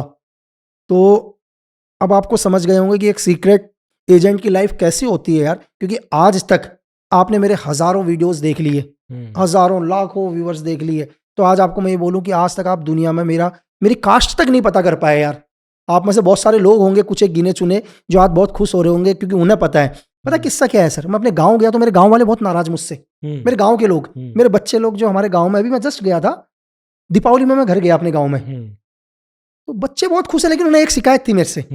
बोला दादा, बोला क्या? बोला आज हम आपको देखते हैं तो हम सबको बोलते हैं हमारा भाई है, तो कोई मानने को ही तैयार नहीं। बोला तो मैंने कहा क्यों मानने को तैयार नहीं? बोला क्योंकि आपकी कास्ट आपने कुछ और बता रखी है, तो लोग बोलते हैं तेरा भाई कैसे हो सकता है, इसकी तो जाति कुछ और है। तो उन बच्चों की बात मुझे आया कि वो बोले कि कभी आप दादा कम से कम ये बोलना भाई नहीं मेरी असली कास्ट ही है, तो मैं तो डिस्क्लोज नहीं कर पाऊंगा मेरी रियल कास्ट क्या है। लेकिन उन बच्चों का सवाल कि है भाई अगर मेरे गांव के बच्चे किसी को ये बोलते हैं कि मैं उनका भाई हूं, तो मैं रियल में भाई हूं भाई।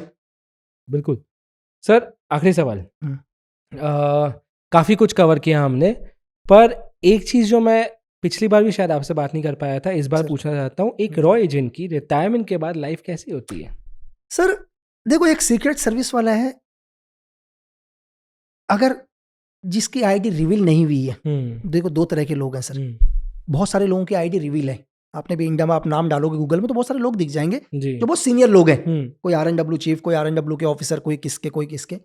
जिसकी लाइफ रिवील नहीं है उसके लिए तो फिर भी ठीक है सर, वो जिस लाइफ में उसी लाइफ में आराम से जी रहा है अपने परिवार वालों के साथ, है ना, कोई बात नहीं, वो अपनी नौकरी करके आ गया, चीजें आ गया, उसकी लाइफ कहीं भी रिवील नहीं है। किसी को नहीं पता कि ये कभी सीक्रेट सर्विस के लिए काम करता था, किसी को पता है यार ये क्या कहते हैं इंडियन आर्मी के अंदर था, पैरामिलिट्री फोर्सेस के अंदर था, या किसी कंपनी का एक बिजनेस टाइकॉन था, या कुछ भी XYZ, तो वो आ गया, रिटायर हो गया, उसकी लाइफ लोगों को यही पता है ना वो था, तो उसके लिए इतनी मुश्किलाहट नहीं आती, लेकिन फिर भी हल्का फुल्का उसके दिमाग में कभी रहता ही है एक चीज।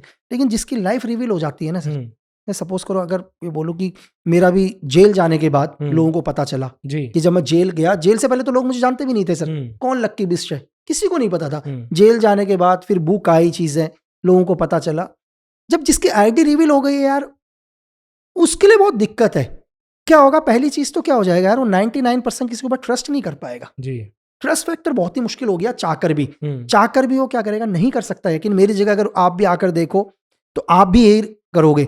दुनिया में चाहे कोई भी मेरे कितने भी अच्छे दोस्त बन जाएं, कोई भी मुझे मैसेज करे अननोन लोग, तो ट्रस्ट बहुत मुश्किल होता है पहली चीज तो। और हमेशा क्या होता है, आपको ऐसा लगता है कि कोई ना कोई आपको वॉच कर रहा है जी, आपको हमेशा लगेगा कि कोई ना कोई आपको देख रहा है, तो कहीं ना कहीं आपको हल्का सा टेंशन आपकी लाइफ में रहेगी सर।